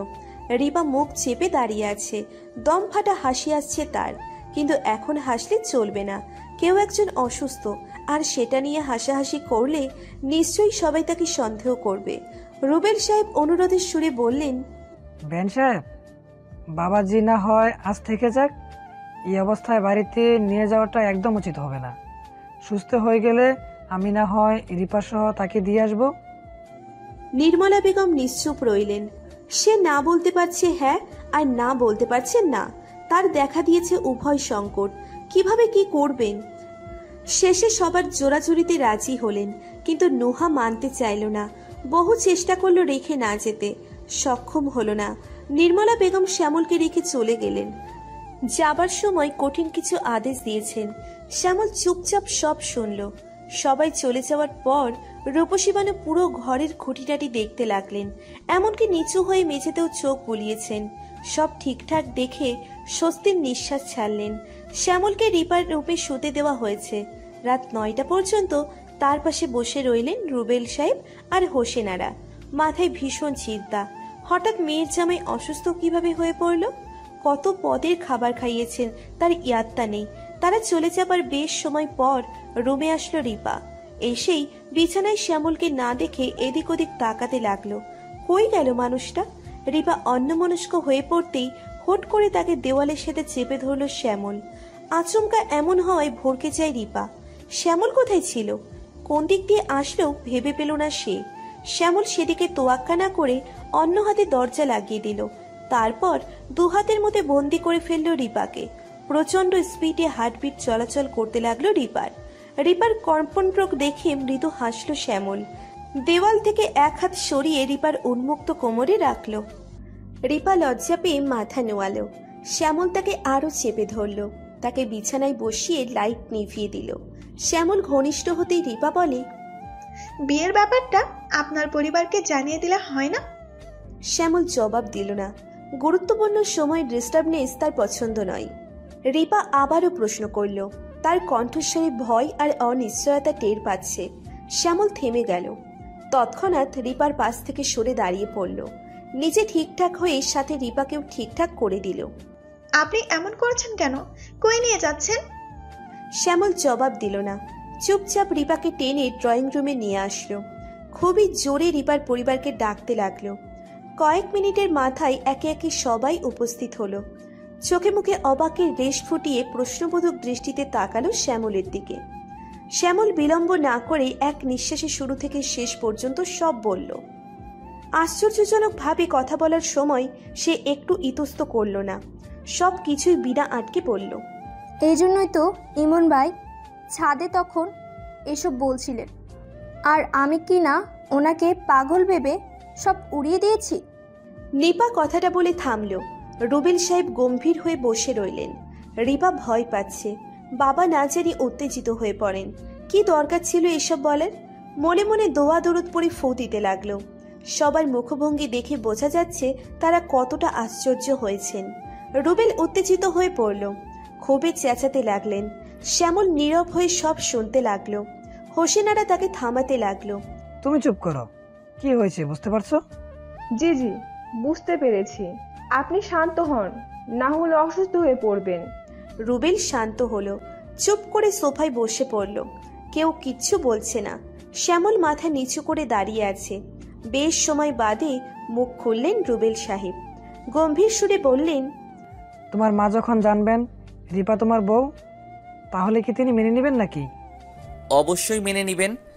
ভাইয়ার ট্রিটমেন্ট চলছে, ডাক্তার বলেছে দ্রুতই সুস্থ হয়ে উঠবেন, আর কালকেই মাকে সব জানাবো। মা যখন সব জানবেন তখন তিনি নিজেই ক্ষমা চাইবেন আপনাদের থেকে। যদি এমন না হয়? এমনই হবে, তার জন্য পুরো পরিকল্পনা করা হয়েছে, এমনকি আমরা প্রায় সফল। শুধুমাত্র কালকের অপেক্ষা, এর জন্য আপনাদেরও সাহায্য দরকার।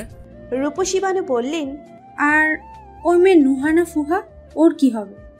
শ্যামল মাথা তুলে এক পলক তাকিয়ে আবারও মাথা নিচু করে বলে, তাকে তার স্বামী নিয়ে যাবে, তাদের সাথে আমার কথা হয়েছে। হোসেনারা বিস্মিত হয়ে বলেন, তিনি বিবাহিত? জি, আমি রিপাকে এই বিষয় সব জানিয়েছি। বিয়ের বছর ঘুরে আসছে।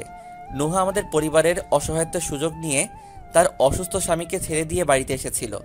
হাসপাতালে ভাইয়াকে অসুস্থ দেখেই সে এ ধরনের ঘৃণিত বুদ্ধি এঁটেছে এবং পরবর্তীতে পীরের সাথে হাত মিলিয়েছে।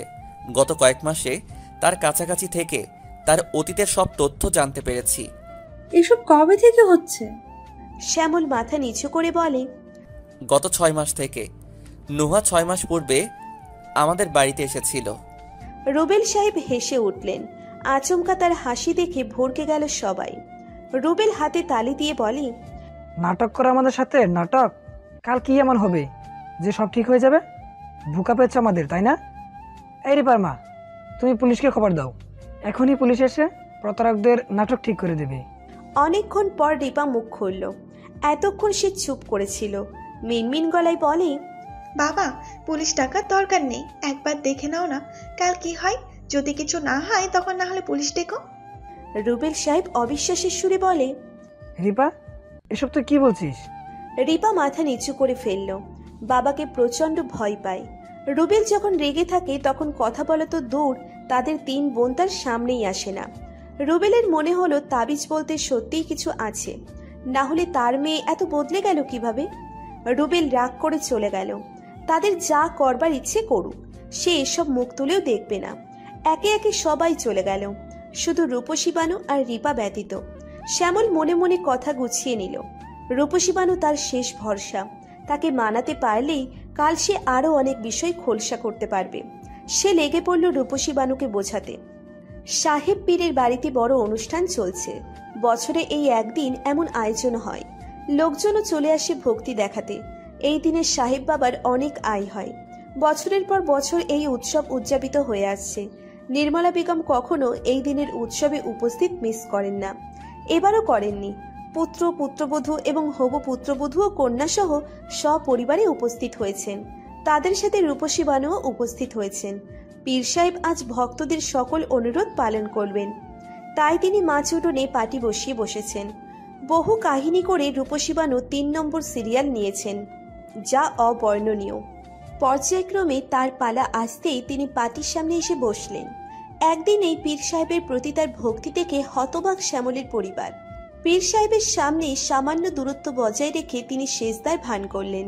ছলছল চোখে বললেন, বাবা গো বাবা, আমার জামা মরে গেছে আজ 10 বছর। তার কাছে এক বক্স মুক্ত ছিল, একবার সফরে যায় পাইছিল। হে মরার আগে আমি বাড়িতে ছিলাম না, এর লাগা ওগুলা কই রাখছে আমি জানি না। আমি তার লগে কথা কইবার চাই, ওগুলো কই জানবার চাই। সাহেব বাবা চোখ মেললেন, চোখ দুটোতে মণিমুক্ত চিকচিক করছে।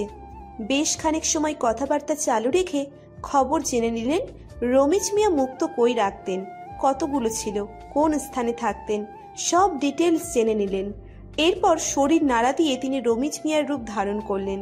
হালকা পাতলা অভিনয় করে তিনি বলে দিলেন এই ঘরের মাটির নিচে রাখা, পুরো ঘর ভেঙে তল্লাশি করলে পাওয়া যাবে।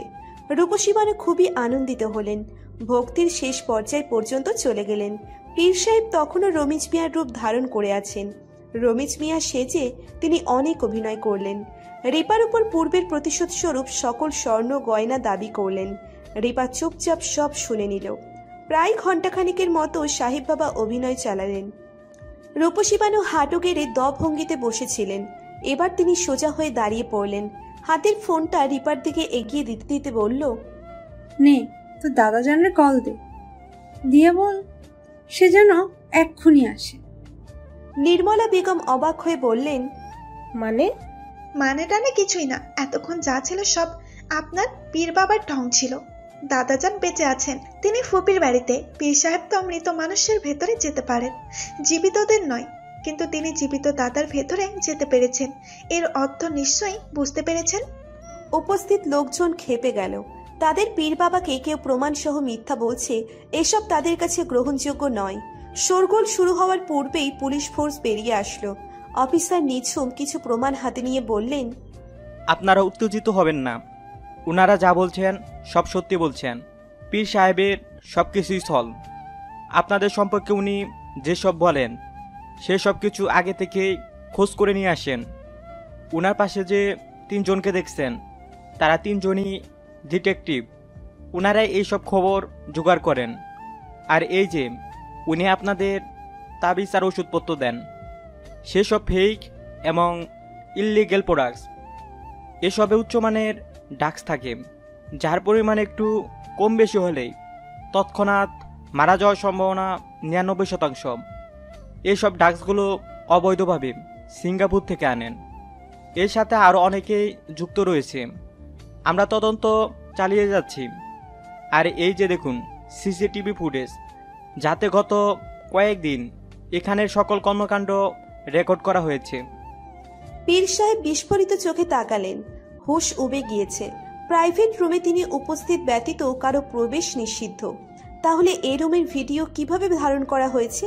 ওখানে শুধু ভক্তদের পরিবারের মৃত লোকদের ভেতরে প্রবেশ করেন। গতদিনে শুধুমাত্র রিপা এসেছিল। এরপর তিনি আর কাউকে অ্যালাউ করেনি, কারণ সিঙ্গাপুর থেকে লোকজন এসেছিল। ঘাড় ঘুরিয়ে রিপার দিকে তাকাতেই দেখলেন রিপা মুচকি মুচকি হাসছে, যার অর্থ হলো রিপা ওই ঘরে তার নজর এড়িয়ে এটা লাগিয়েছে। কিন্তু কখন, কিভাবে? ইস, এত বড় ভুল করলাম কিভাবে বলেই কপাল চাপড়ালেন তিনি। লোকজন চোখ কপালে তুলে সব দেখতে লাগলো। একে একে পীরের সকল কুকর্ম বেরিয়ে আসলো। লোকজন থুতু ফেলে ধিক্কার জানিয়ে চলে যেতে লাগলো। তবে তার মধ্যে এখনো বেশ কয়েকজন পীরের ভক্ত রয়ে গিয়েছেন। সবকিছু দেখেও অবিশ্বাস করলো। নির্মলা বেগম কিছু সময়ের জন্য সেন্সলেস হয়ে গেলেন। তার জন্য বড়সড় ধাক্কা ছিল। পীর সাহেবকে পুলিশ গ্রেপ্তার করেছে। চারপাশে রিপোর্টাররা ভিডিও ধারণ করছে, সাথে নানা রকম মশলা মাখানো কথা লাগাচ্ছেন। রূপসী বানু বেশ সময় নিয়ে পীর সাহেবের পাশের বাক্সটার দিকে তাকিয়ে আছেন। কাচের জিনিসটা দেখতে বাক্স অনেকটা বাটির মতো। রূপসী বানুর বেশ মনে ধরেছে। তার মস্তিষ্ক অনেকক্ষণ যাবৎ যুদ্ধ করছে, এটা নিবে কি নিবে না। রূপসী বানুর মাথার উপর থেকে সাদা রূপসী বলল, না না নিস না। লাল রূপসী বলে, নিয়ে নে রূপসী, আমি বলছি নিয়ে নে।